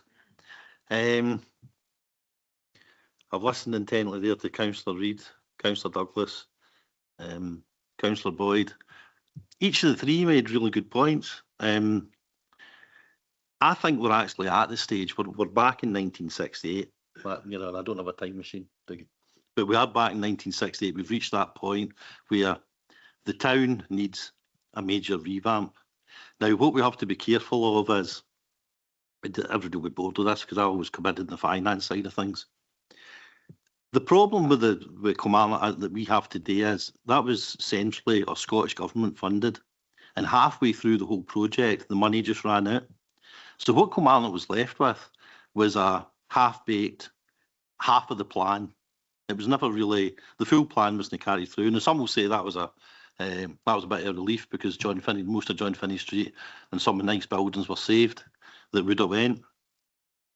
But I think in this chamber, I think most people agree that big retail has been killed off by the World Wide Web. The big retailers want out of town shopping. They want their customers to be able to drive up to the front door, go in and shop, go back to their car and drive away. That's what makes them money, and they don't want in-town stores any longer. We at East Ayrshire Council can't fight against that. But what we do is we move with the times. We've seen the embryonic, and I think it was Councillor Douglas alluded to it, and so did my leader, Councillor Reid. We've seen very, very embryonic proposals about potentially, and we know it's early days, the Galleon Centre might move up into the centre of the town to provide a sort of focus. We then move the town away from large retail to small boutique private retail, which hopefully would flourish with flats going in to provide footfall for those shops. We have a nighttime cafe culture. You know, we might extend the opening, you know, there is a review going to happen where we might extend the opening hours at night to help that cafe culture, that nighttime economy flourish. All of these things, I think there's actually a consensus around the hall that that's the way we probably will have to go. But here's my big point. See while the planners are planning all that out, and as Councillor Boyd said, we're drawing the nice plans and we're building wee models about what it's going to look like. We need to make sure that the finance is in place. Now, there's three options.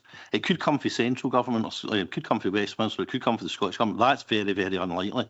I would say we can draw up papers and look at these options, but the idea that central government's going to finance this, very, very unlikely. You could have a central government private partnership. Again, my hunch is very, very unlikely. The hard work in this, the financing of this, my hunch is that, and we need to get the people of East Ayrshire behind us, but East Ayrshire Council might have to finance this. And if that means borrowing money over a 50-year term or whatever, but I think we need there needs to be two parts to this. Yes, we can look at plans, we can look at master plans, we can get architects involved, we can start to plan for it, but we need to make sure how we're going to finance it. And the finance side of the council are going to have to spend hours and hours on working out how this is going to be feasible, because we are at this stage, we definitely are at the stage. I'm looking at the paper that we've got in front of us, 1.5 million, 2 million at a time, it's not going to fix the problem. We're back in 1968 and we need a big, big plan, and we're going to need a lot of finance. Provost, through you, if you don't mind, just as the chair of the meeting, my responsibility for the proper and effective conduct of all the business, and just by way of update, I'm conscious you have the update there that those members that had an event at 1:30 will be relieved to know it's now been delayed to 2 o'clock. So we do have a limited period of time, members. I would simply ask members to follow the breadcrumbs back to this report, and the recommendations are simply about populating the composition of the group at this stage. Points have been made. This is the political chamber. It is the place for political debate, but you also have a responsibility to deal in the same manner with all items. And there's 1 or 2 other weighty items still on here in a limited period of time. It is always open to council to continue consideration of items if you don't have the time available to do them justice. But I would just ask members to reflect that while we're reminiscing now and going back 60, 70 years in the history of the Kilmarnock Town Centre, there are other papers there that have a wider East Ayrshire perspective and are of equal, if not greater, importance, including item 7 that was put to the side in order to deal with this. So on behalf of the chair to support our efforts to effectively conduct the business, I would ask members to gratefully to consider just bringing this to a decision, noting that it looks like there's also going to be a vote to be accommodated if there's a difference of views on the membership of the group. But this paper is only looking to set the membership of the group, not resolve all the problems of the town centre. And it may be that some of this debate can also be rolled over to a future meeting when there will be the meat on the bones for members to get back into. But I would simply just pause and ask members to reflect on the rest of the business to be conducted today and take that into account. Thank you. Members, having received the advice from the legal officer, are we happy to continue to just populate the group? Or would MD be like super raging if I didn't let them in to speak? I've got a few people, right, again, conscious of what David has said, clear and concise would be amazing, okay? Councillor James Adams. Thank you, Chair. I sit in the strategy group currently. A number of months ago, when the town board was created, and I think that's a great thing. I highlighted the fact that there was a discrepancy, that we had kind of almost created a Champions League and a Europa League, and now it looks as if the Europa League is going to get expanded further. Like Councillor Douglas, I have concerns about the operations and the strategic role that all the councillors would have. I don't think it needs to be any bigger than it is. That's my point. Thank you. That's fine. Thanks, Councillor Adams. I've got Leader. So if I can just, I mean, there is a substantial issue, and I'd take on board, you know, what David Mitchell's saying. I'll just move the point. I would be intended to move the paper. I would move that there are 14 representatives that represent the 4 Kilmarnock wards. There are 9 SNP.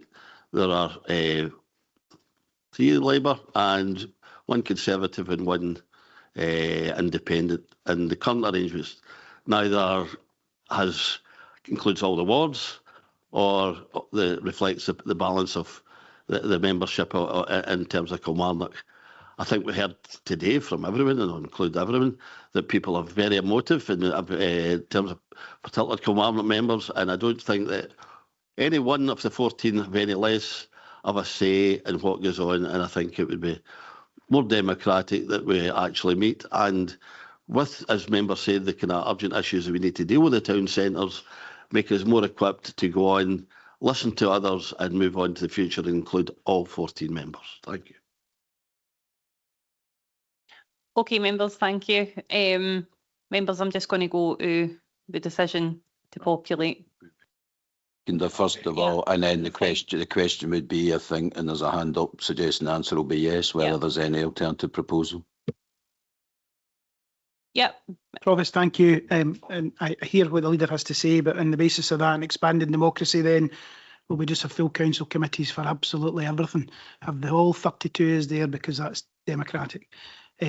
I do believe that if it's a strategic focus, and there needs to be a strategic focus of this group, that membership should be limited. Every one of us are all members of political parties or independents and have ward colleagues we can speak to and update. And I would hope from the administration side that those members who are currently on the Kilmarnock Strategic Group, that they are able to speak to their wider group and make sure that they are updated. If that's not the case, I'm afraid that the way this stands, the way I see it, is that I would move as a counter to the leader's proposals, is that I agree with the recommendations, but at part 2, the proposed changes to the composition of the Kilmarnock Strategic Group should be for the elected members of wards 2 to 5, a representative, at least one of each of those members. So that would be an additional member to the current membership that would represent Ward 5 Kilmarnock South. And I accept, given the political composition where the administration and some of their supporters have a majority, that person would be one of the SNP members. Thank you. Thank you, Councillor Douglas. Councillor Peter Mabin. I'm happy to second that amendment proposed by Councillor Douglas. Thank you, Councillor Mabin. We will move to Julie to go through the roll call. Yep, all members are quite clear in terms of the motion by Councillor Reid, seconded by Councillor Linton, and the amendment proposed by Councillor Douglas, seconded by Councillor Peter Mabin. I'm happy to proceed to the roll call. Yeah. Thank you. So when I call your name, could you please indicate your support for either the motion or the amendment? Provost Claire Leach. Motion. Councillor Stephen Canning. Leader's motion, thanks. Thank you. Councillor Ellen Friel. Amendment. Councillor John McFadden. Is gone, okay. Deputy Provost John McGee. Councillor Caroline Barton. Motion. Councillor Elaine Cowan. Motion. Councillor David Richardson. Motion. Councillor James Adams. Amendment. Councillor Ian Linton. Councillor Douglas Reid. Councillor Jane Sangster. Amendment. Councillor Graham Barton. Motion.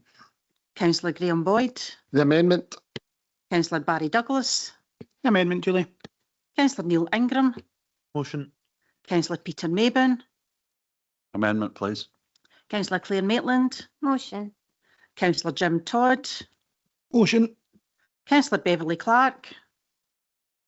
Motion. Councillor Sally Cogley. Amendment. Councillor Kevin McGregor. Amendment. Councillor Linda Mayburn. Amendment, please. Councillor William Lennox. Motion. Councillor Alison Simmons. Amendment, please. Thank you. Councillor June Kyle. Amendment. Councillor Jim McMahon. Motion. Councillor Neil Watts. Motion. Motion. Councillor Jennifer Hogg. Motion, please. And Councillor Jim Kyle.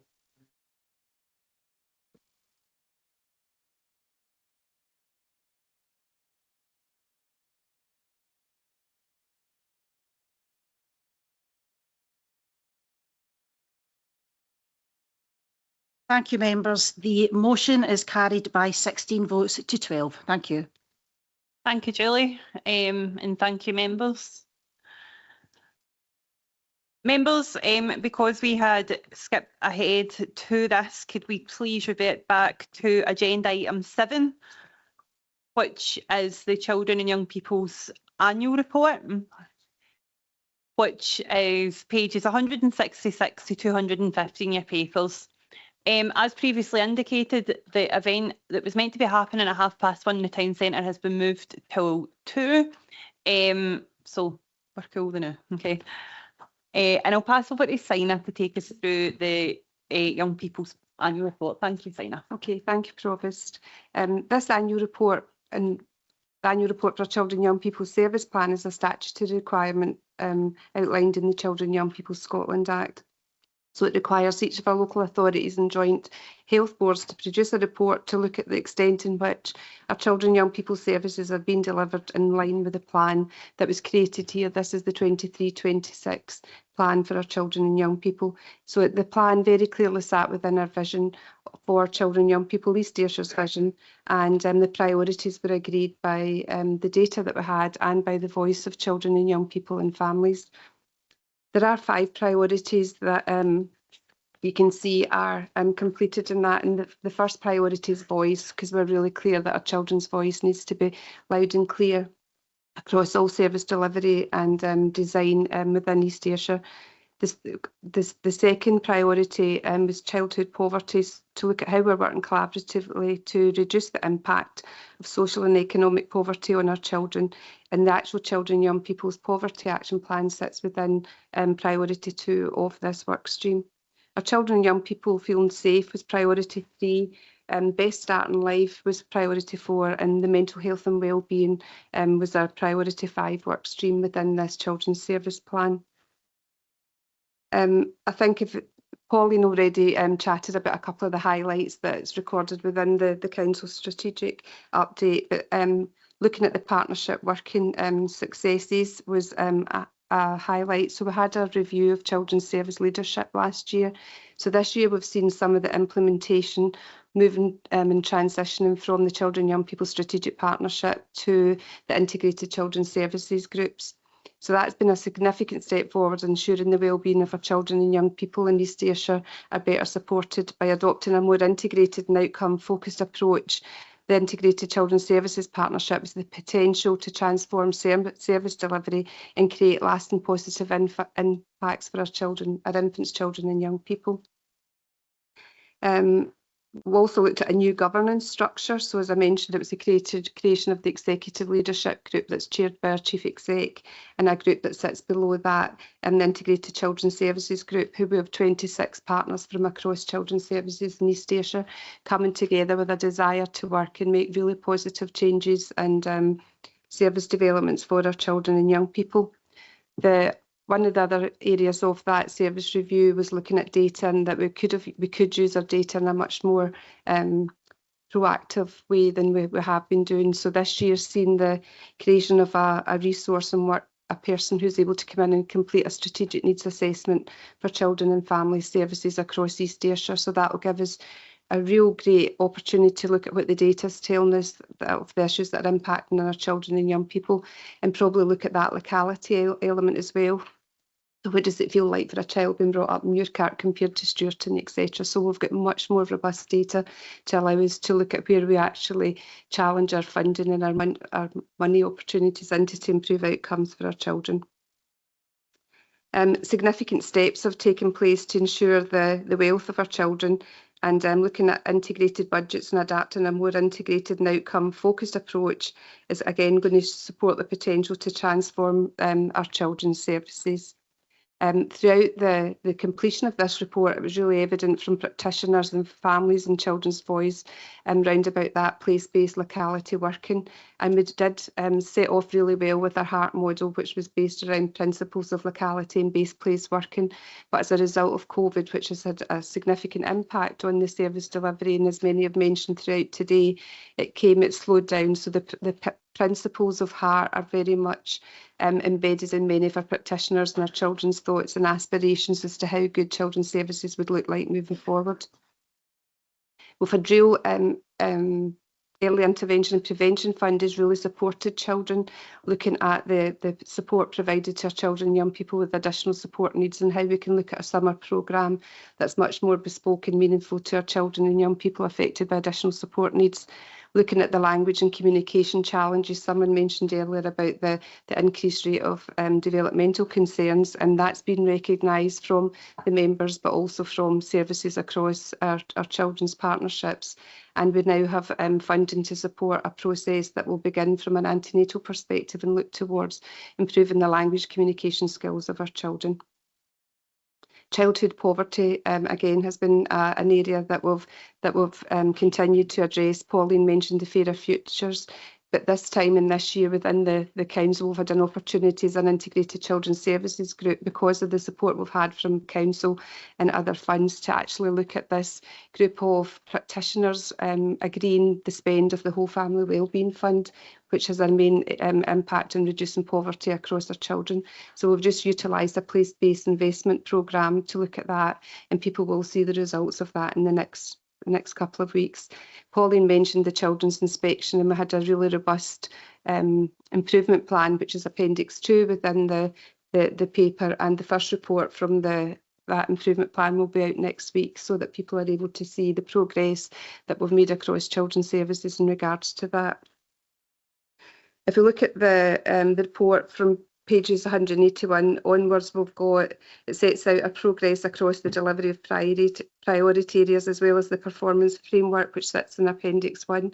And I think it's really important to highlight that we focused on the successes of our children and young people, but also the dedication and hard work and support that we got from the practitioners who work alongside our children and families every single day. So we tried to incorporate that, the depth of information that came in. We couldn't include everything, so we tried to show a measured approach across the community planning partnership partners information that was coming in. There are the 5 work streams. Work stream 1, as I mentioned, was voice. We've looked at UNCRC implementation, and we've chosen a champions model across East Ayrshire, where many of you were part of the session that we had from an elected member's perspective. The work that we're doing across the champions model has been recognised as best practice or good practice across Scotland, and we've been asked to host our own event for UNCRC on a national behalf in the beginning of the year.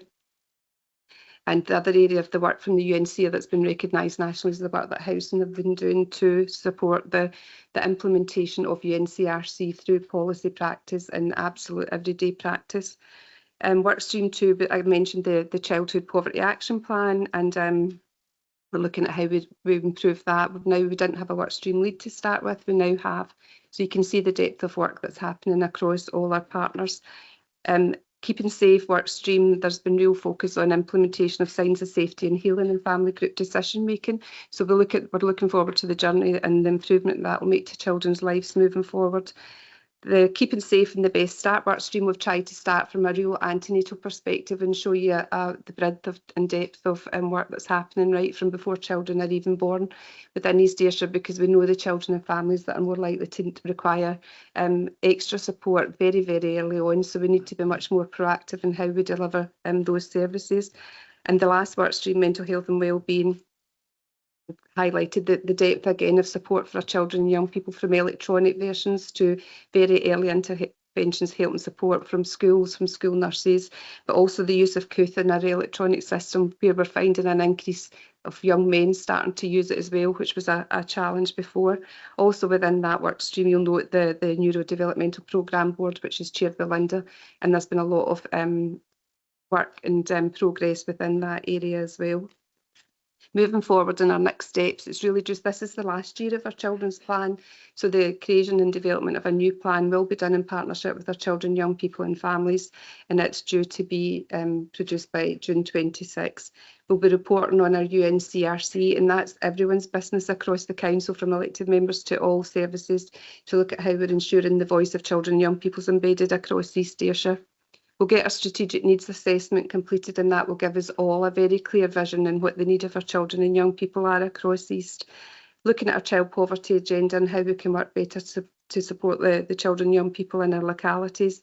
We need to increase our focus round about additional support needs, and not just the summer programme, but what good looks like for our children and young people throughout the year across East Ayrshire, and how we make things more accessible and inclusive for those children and young people. The speech and language project will be keeping you informed on how that's going. But really, all in all, we're ensuring a more collaborative and collegiate approach to improving outcomes for the infants, children and families that we serve across East Ayrshire.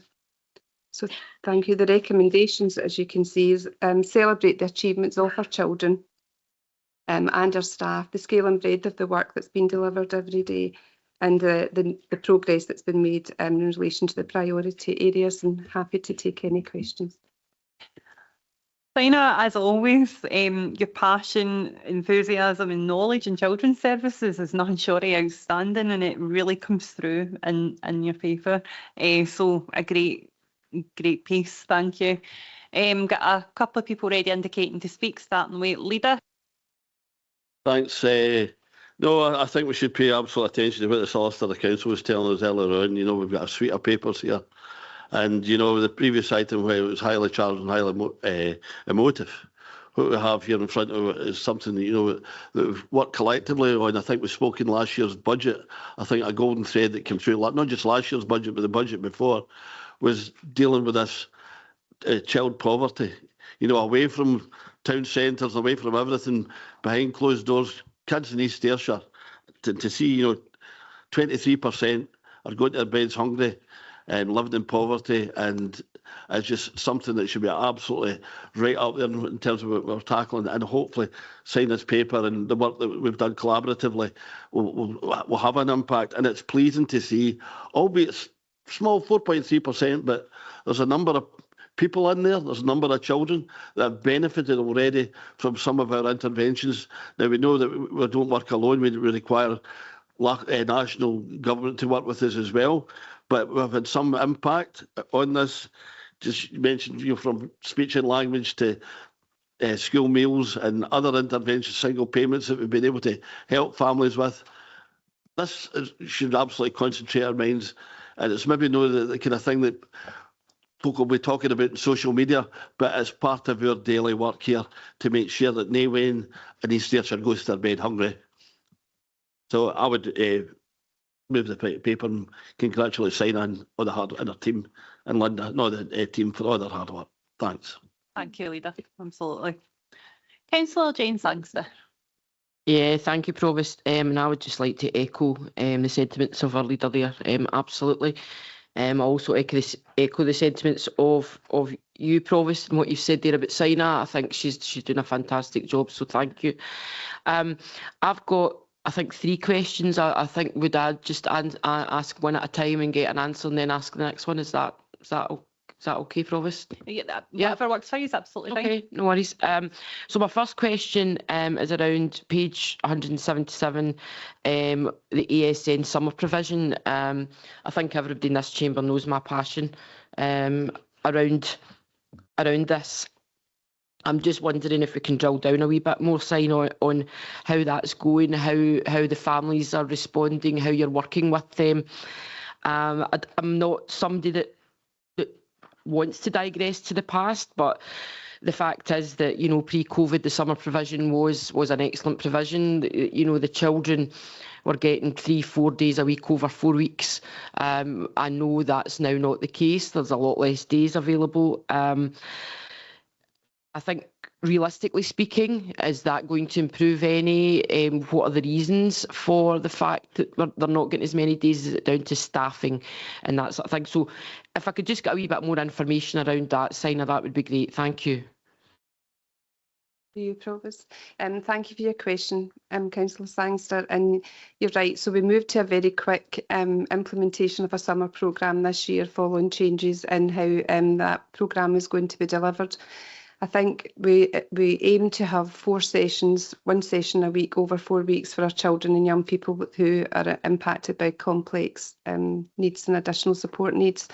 I think one of the main challenges, as you mentioned, was staffing. I think we looked and met with our parents and families and our children and the staff of the 4 schools, so Crosshouse Communication Centre, Park School, Hillside School and Willowbank, to look at what would work for them. And it was very clear that we needed a bespoke programme for each of them because the level and complexity of need was different across the 4 schools. One of the challenges we had where it's our staff, the parents were really clear that they wanted people who knew their children well, that they would be able to leave their children in a space that felt safe, that was kent to the children and young people and that was familiar to them. We didn't get as many staff as we wanted to come on board. So again, that restricted some of the opportunities that we're able to deliver. We didn't get any staff at all at Hillside. So we looked at a completely different programme for Hillside. So through Linda support and Eddie support, we managed to look at enumeration for staff. So we tried to make it an attractive bit, but our staff are tired. And I think that's come through some of the conversations today as well. So staff are ready for a break. So we looked at different opportunities and how they could be included. So long story short, the staffing is the main challenge in getting enough people to provide that care or that element of care for our children. These children really need specialist supports and the folk that know them best, who are very well trained and able to deliver personal care and medical interventions. So there was a real priority for us round about safety, but the work and the interventions that we did put in place was amazing. We're just, the final draft's nearly finished. We've looked at video feedback and things from our parents, from our children, so that we can see that feedback in a different way. But hopefully you'll have that evaluation, but we'll break it down in much more detail for you in 2 weeks. But already we've got we're meeting dates in with the parent councils to start for next year's summer programme so that we're much more able. And I think the main thing to recognise as well, there was a group that supported this, but we were supported by our executive lead, Sir Lyndon Blair, were instrumental in helping us overcome challenges, processes that were making us stuck a bit. So we got there, but hopefully that will improve. But also we're now working with third sector partners and localities to look at how we can improve opportunities across East Ayrshire, not just within the school summer. Yep, thank you very much. Thanks for that, Signer. My next question is around page 225 on the table, under priority 3. I'm looking at the figures, the number of children appropriately placed on child protection register where domestic abuse was an area of concern, and also the number of trauma-informed contact and care concerns received from the police. These have jumped quite significantly, and that is a real concern. I'm just wondering, why do we think, you know, that there's been a massive increase in both of these? Thanks. Thank you, Jane. Will I bring Marion in? So you're hiding there. Thanks very much. So both relate to domestic incidents. So East Ayrshire sadly has significantly high numbers of domestic incidents that are reported and have been reported. We're seeing an increasing trend in relation to that. Now, that could be an increase in the number of incidents, or it could be an increase in reporting. And it's really difficult to understand which it is. What we do know in terms of research, it takes women a long time to report domestic incidents, and it takes them even longer to leave those challenging situations. The Child Protection Register recognises that people are recognising the impact that domestic abuse is having on children and young people. I think at the IJB yesterday, a similar kind of question came up about the demand that's coming into the service. and we are seeing increasing demand around domestic abuse. There are 3 key areas that are the Child Protection Register records. It's not exclusively, but these are the 3 kind of dominant areas and have been consistently the case in East Ayrshire, but also consistently the case across Scotland: domestic abuse, parental alcohol and drug use, and parental mental health. So that's what we're seeing. Our Child Protection Register a couple of weeks ago was 121 children, which is a number that I have never experienced in the 12 years that I've been here. We took a deep dive into looking at each of those registrations to be absolutely assured that they were appropriate, proportionate, and I am absolutely assured they were, which kind of profiles the complexity that we're dealing with, the level of need that we're dealing with in the communities. And for further context, and it links in with one of the priority action areas, the vast majority of referrals come from SMID 1 or 2. And again, the vast majority, drilling down that further, are in the Kilmarnock area. So it's a pattern that we're seeing over a number of years, not just here, but nationally as well. Thanks. Yeah, thanks. Thank you for that response. Sorry, Provost Leach, can I come back in? Can I just check the numbers for trauma-informed contact and care are wrong, and I'll update them and send it out today. It's not as much as that, but it's all linked to what Marion was saying. But I followed those up, and it was the wrong numbers that were recorded. So, but it's very similar to what they were last year for the trauma-informed contact and care. So Kirsty Ramsey supported with those numbers, but when she highlighted to me that that's the wrong figure that's been put in, so I will update that. Okay, no, that's lovely, thanks. My last question, I promise. Again, it's around the figures on page 226. I'm just looking at the priority 5, the percentage of CAMHS referrals that were appropriate, and looking at last year, this year, you know, that looks like slightly less than half of the referrals were therefore not appropriate. That's a wee bit concerning as well. I might be wrong to assume this. Am I assuming that these referrals are potentially referrals for young people, children or young people that potentially have autism, ADHD, and CAMHS are now no longer taking those referrals? If that is the case, that is really concerning, because I think it's right that CAMHS don't take these referrals because autism, ADHD are not mental health issues. Who are taking these referrals then? How are these young people, children and young people, getting supported? How are they getting a diagnosis if they need one? And I just would like to ask that question and see what we're doing around that. Thank you. Yeah, Linda. Thanks, Councillor Sangster. And I know just a couple of weeks ago you and I hosted the councillor conversation on lived experience of neurodiversity, but then also the piece around about the neuro board that I've got the pleasure of chairing. So ultimately a decision was taken from the CAMHS perspective about not taking referrals, and as you point out, that was the decision that was made. So ultimately what we have at the moment through the neuro board are a set of working groups, and obviously the support which is absolutely pivotal from our colleagues in Nest, and Celine obviously presented to us on that particular day. Most of the work we do at this point in time, Councillor Sangster, is very much around about family and pupil support, so obviously support through the schools network, but also the family support that's heavily supported by both staff in school, health, HSCP, but also our colleagues in Nest who are coming out and modelling a lot of those pieces in school. So given that there's a lack of a diagnostic pathway nationally in that regard, at the moment all we can do across the 32 local authorities is give the families as much support as we can, while the national piece in the National Neuro Board is still underway. So the bit that would worry me greatly, and I'm sure you would echo, Councillor Sangster, were if we were just simply saying, oh, there's no CAMHS, so there's nothing else that we can do. So we've very much taken the view that family support was pivotal.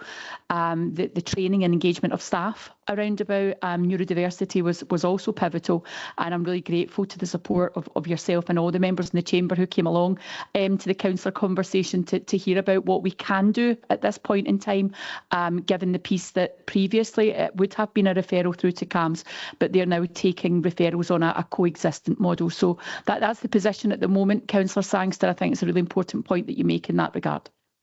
Thanks, Provost. No, thank you. Yep. Yeah, thank you for that clarification there, Linda. And I'm looking forward to hopefully this coming out nationally. I think there's a massive gap there at the moment, and I think it's appalling. It's utterly appalling that these families who are struggling are left. They're left with nowhere to go to get a diagnosis. So I really hope that our governments really look into this and drill down on it and come back to us soon. Thank you. Yeah, thanks, Councillor Sangster. You and I have many good conversations about that. Councillor Elaine Kibben. Thank you, Provost, and thank you, Signer, for a full and comprehensive report, and all the team and the services behind the scenes that help pull that together. I think it was said earlier when we were talking about the strategic report, we could sit here all day. I know we've been here quite a while, but we could sit here all day and just talk about this one paper. It's really useful as a statutory annual report just to give us that highlight and keep everyone informed. You mentioned the review of the child service management and integrated services, and I know it is early days in the cross-cutting review that we've had, but I can already see some signs of real full integration going on here across the different services that we have, moving away from that sort of more silo working that people traditionally used as a sort of constructive criticism. So I'm seeing really early signs of progress there. So I just want to thank yourself for that leadership, and Linda and Marion, who all gelled together and are coalescing around that to do the best for our children. I think it's also good, we talked earlier about the Early Intervention Prevention Fund, so the timing of that has been excellent for some of these projects that we're doing. I personally had championed the speech and language development with my colleagues, and I have to say it was the easiest sale that I've ever had in the last 3 years. So I'm very appreciative to colleagues, both within my own group and across the chamber, for approving that funding. So I think it'll be really interesting to see how that develops.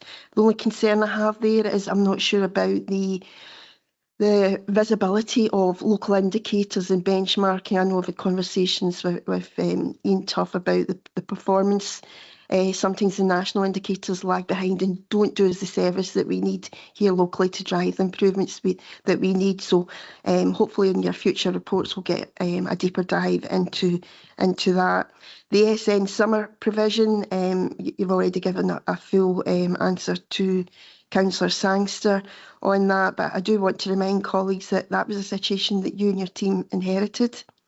And you also got a curveball January this year when the external provider decided not to have that partnership with us that year. So the effort that went in, both personally from yourself and the likes of Tammy Devlin and Gary at Back to Schools team, was quite immense. And I know that's not visible. That's all work behind the scenes that I'm certainly aware of, but I know the public and some of the people in the areas won't know, and certainly some of the councillors here today won't know. So my personal thanks to you for doing that.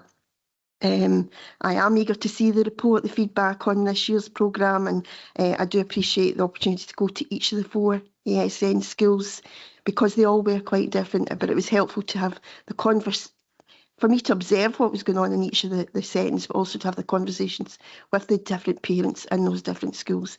And the needs were so specific, so I do like the direction of travel that you're going there. But of course, we do need to raise the bar there. We've been trying to get this right for 3 years now.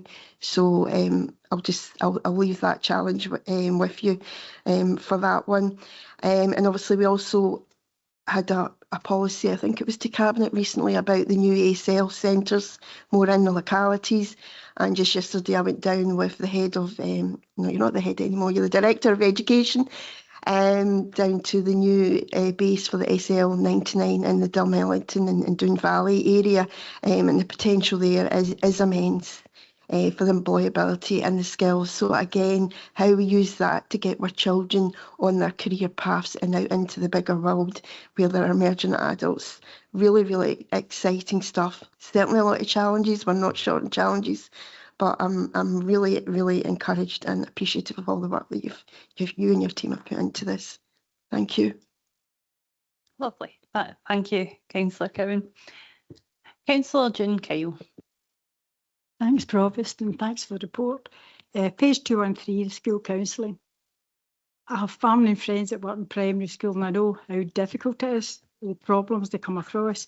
So it was really nice to see how many pupils have been helped. I'm actually quite shocked that so many pupils need help, but I'm hoping you'll carry on with this good work and see that the kids are not suffering too much.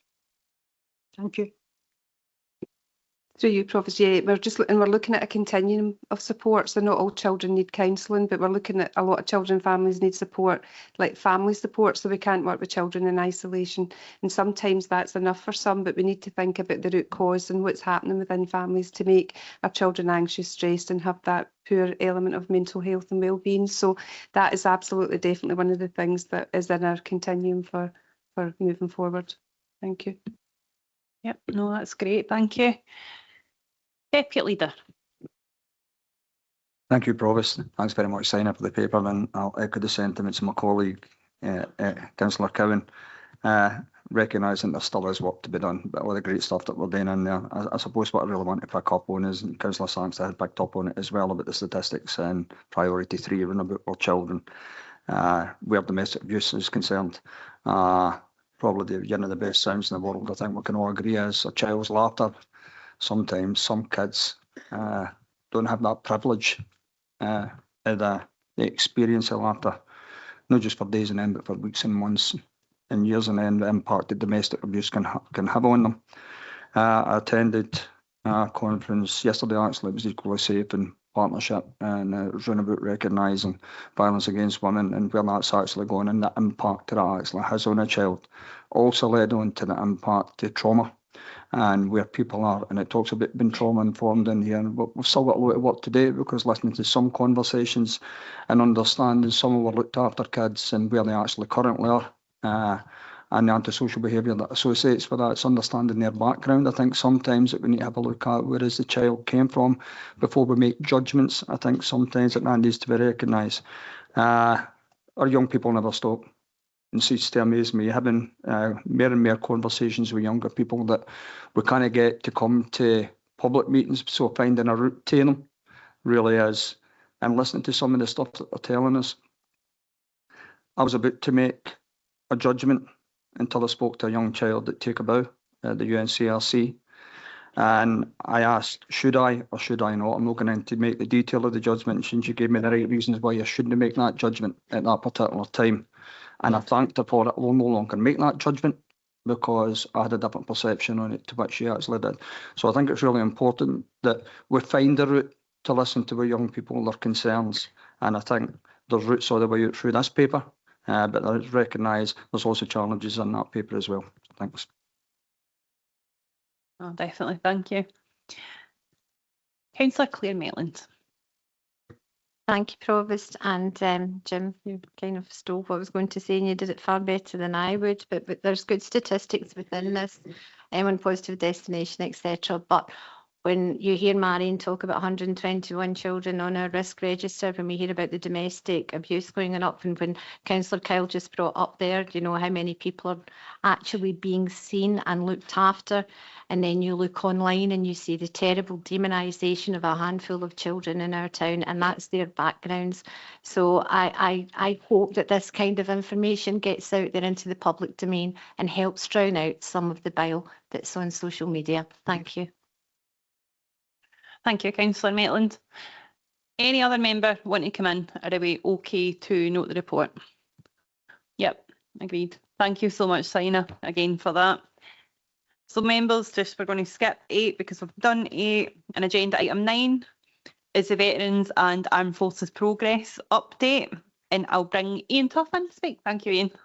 Thanks, Provost. Well, I'm delighted to introduce the report.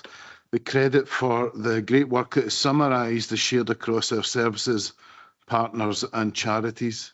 Is also a reflection on the work of Councillor Todd as Veteran Armed Forces champion, supported by his deputy Councillor Cogley and my colleague Graham Winning, who's at the back of the room today as well, Provost.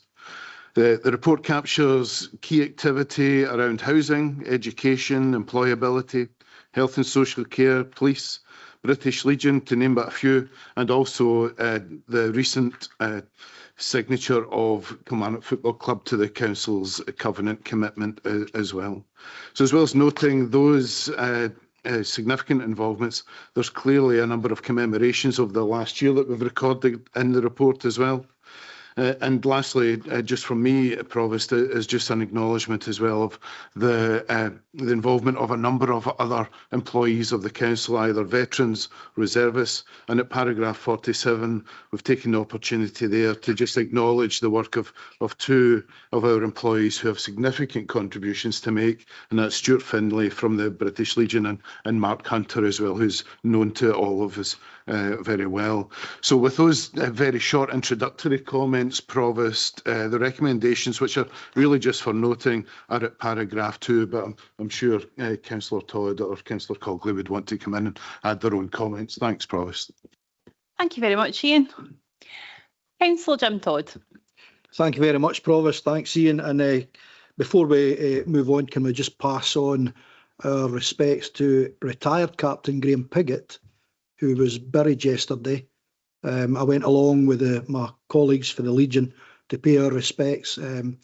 Graham was unfortunately supported a team for Glasgow, but Graham was for Stuarton, and he was the convener of Ayrshire SAFA for years and years and years, him and his wife. So it was a lovely celebration of Graham's life. So I'd like that on record, please. Thank you very much to everybody that's helped through all these years of these committees. We didn't know what we were doing with the committees, Provost, at first. We didn't know if it was really a need for it, but it became evident that there absolutely was a need. So I need to thank Councillor Cogley for all the support in the past. Some of the members might not know, but when you're going up to Edinburgh and Stirling and Perth and Glasgow in the middle of winter to go to a conference, sometimes at night, we're going up individually on our own. So it's a big commitment. So thanks to Sally for that. Thanks to Ian and Graham, who have given us a lot of support in compiling these. I forgot how much stuff we're actually doing, because it's just another day. You just go on with it because it's so important. But there's some points here that I would like to raise, if that's okay, Provost. I'll be very quick. There members might not know, but there used to be an Ayrshire Armed Forces firm base. And this met at the Yeomanry Centre in Ayr. And this was the liaison and the connect between the three Ayrshire councils and the military, serving and veterans. Now, since COVID, this hasn't met. The MOD, in their wisdom, want to put the, I'm not saying responsibility, but they want the three Ayrshire councils to take over the running of the firm base. When I was Provost, we spoke to our colleagues in North and South, and they're against that as well. They think it should be an MOD-led firm base. So that's in transit at the moment. They're working on that. Went up to a conference, and it was the National Armed Forces Covenant Conference, again at some wee club in Govan Centre. And there was over 250 delegates there. And there was a keynote speech by Alistair Cairns, who's the UK Minister for Veterans and People. And in that speech, he spoke about the importance of the covenant. And if you don't know, that one of the main lines in the covenant is, and I'm going to misquote it, I'll get it wrong, I should have written it down, was that no member of the armed forces will be disadvantaged by being a member of the armed forces. So that's the whole tenet of the covenant. Now, it's come to my notice with talking to various colleagues through the years, but it's raising its head now.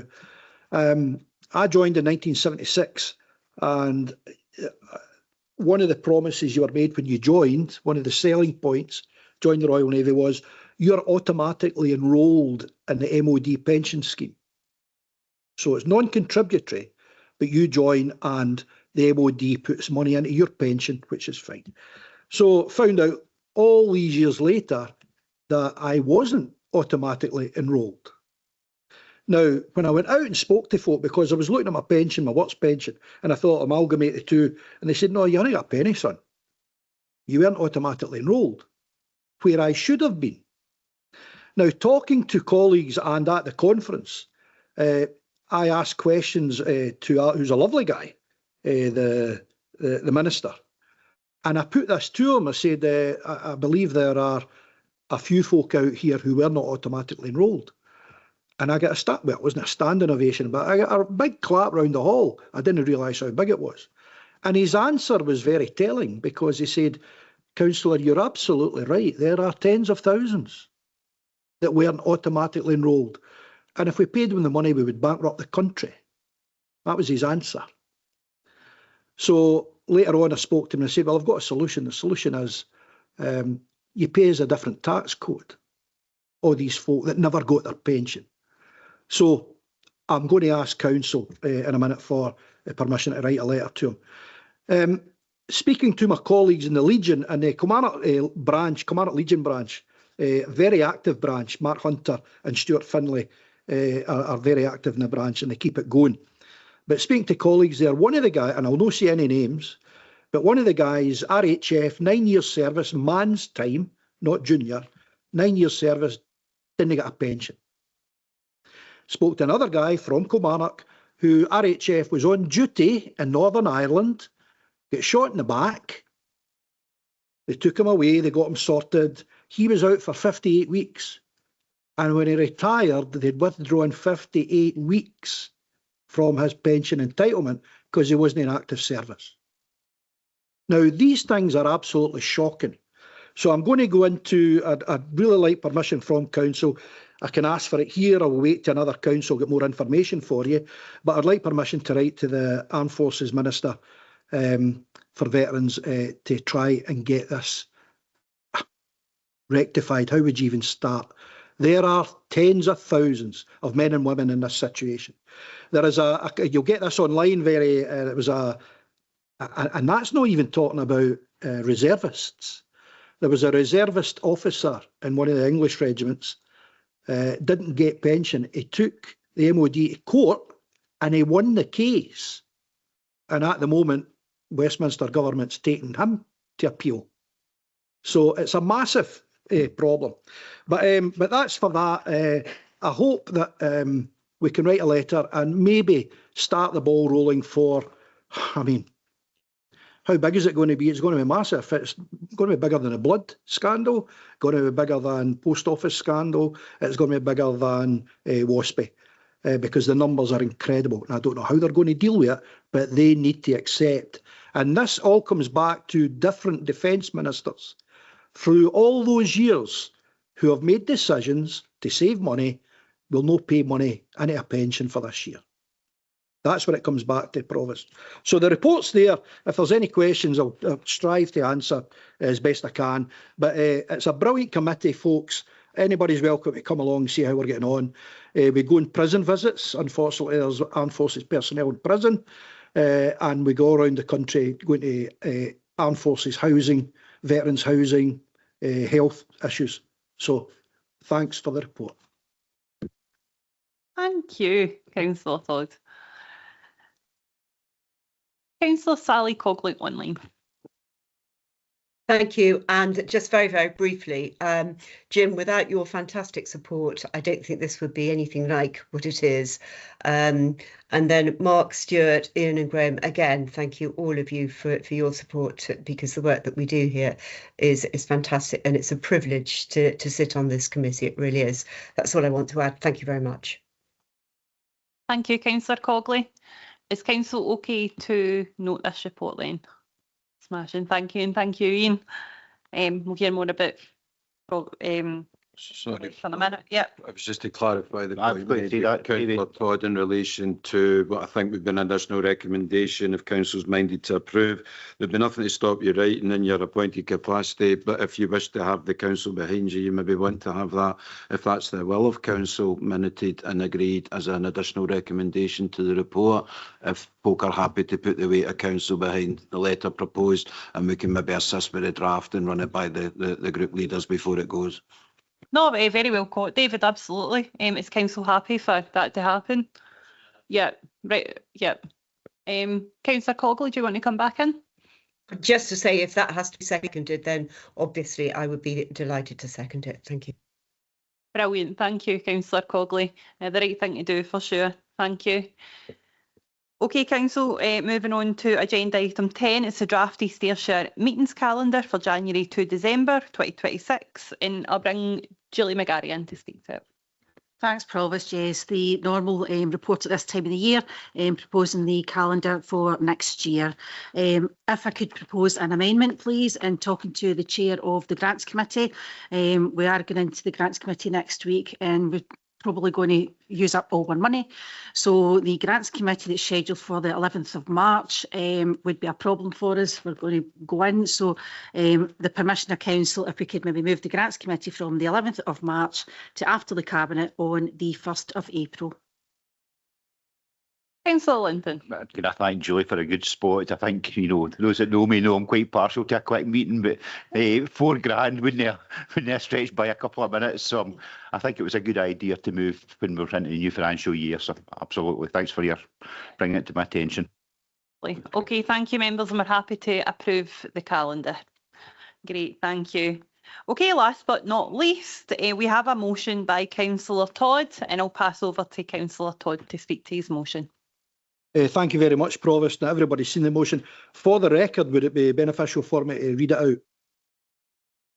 You so wish. Yeah.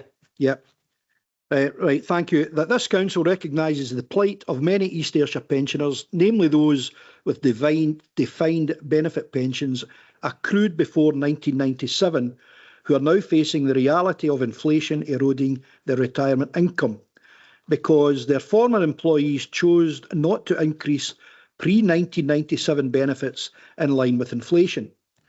We request that this council writes to the UK Secretary of State for Work and Pensions, asking for help in ensuring that the amendment to the Pension Schemes Reform Bill 255, erasing the dividing line of 1997 and creating a statutory requirement for indexation for all pensioners who receive full consideration and support to prevent the further loss of pension value in future years for those impacted. Now,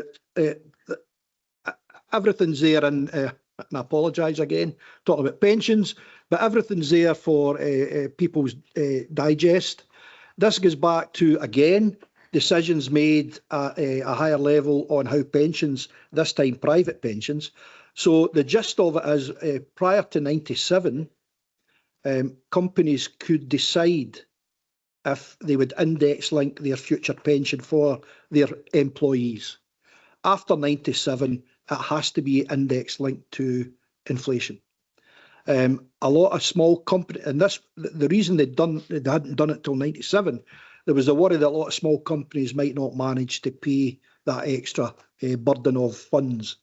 But there's a lot of big companies who grabbed the opportunity not to future-proof their private pension to their employees.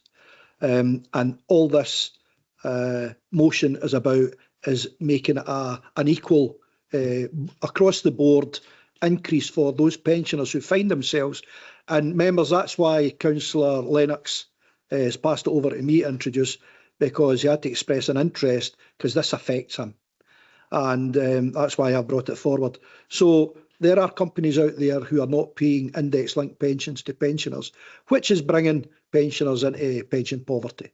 So all this does is hopefully take that burden away and they get the money that they rightfully should have got at the start, Provost. Thank you. Absolutely fine, thank you, Councillor Todd. Do you have a seconder? Leader. Yeah. Okay. Councillor Peter Mebane. Thank you, Provost, and thank you, Councillor Todd, for bringing forward this motion. Our group are fully happy to support this motion. However, I would like to add an additional paragraph at the beginning of the motion, if Councillor Todd would be amenable to that. I've got to know Patricia Kennedy quite well, who's the spearhead of this campaign through the HPPA, as the Hewlett Packard Pensions Association. She's also now leading a bigger pre-97 umbrella campaign, which is covering 11 companies with 11 different pension schemes. 9 of them are American multinational companies who simply don't pay increases to pensions because the law says they don't have to, and they don't believe they're doing anything wrong. It's outrageous. It's a pension injustice that needs to be addressed. I think we need to recognise the fantastic work that Patricia Kennedy and her support group have put into this campaign, including attending down at Westminster for drop-in sessions to make every MP aware of what's happening. She's given evidence at a session for the pension committee last week, and yesterday she was down doing another drop-in session at Parliament. So she's been up and down to London 3 times in the last couple of months pushing this forward. The additional paragraph that I would like to add at the start of the motion simply reads that this council supports Patricia Kennedy, who has led the HPPA campaign and the bigger pre-97 umbrella group campaign. We acknowledge the hard work and commitment that Patricia and her support group have put into this pension injustice, which has gained wide cross-party support throughout the UK. Thank you, Councillor Mebane. Councillor Todd. Personally, I'm not against this, but it was Councillor Lennox that wrote the motion, you know, so I'm not against it. I'm absolutely fine. Leader. I think some of the work that Councillor Lennox was through Patricia Lennox's group, so I would be happy to incorporate it. Great. Council happy to agree. Excellent. Council, thank you so much and well done. Right, the recording will now end. Thank you so much for attending today.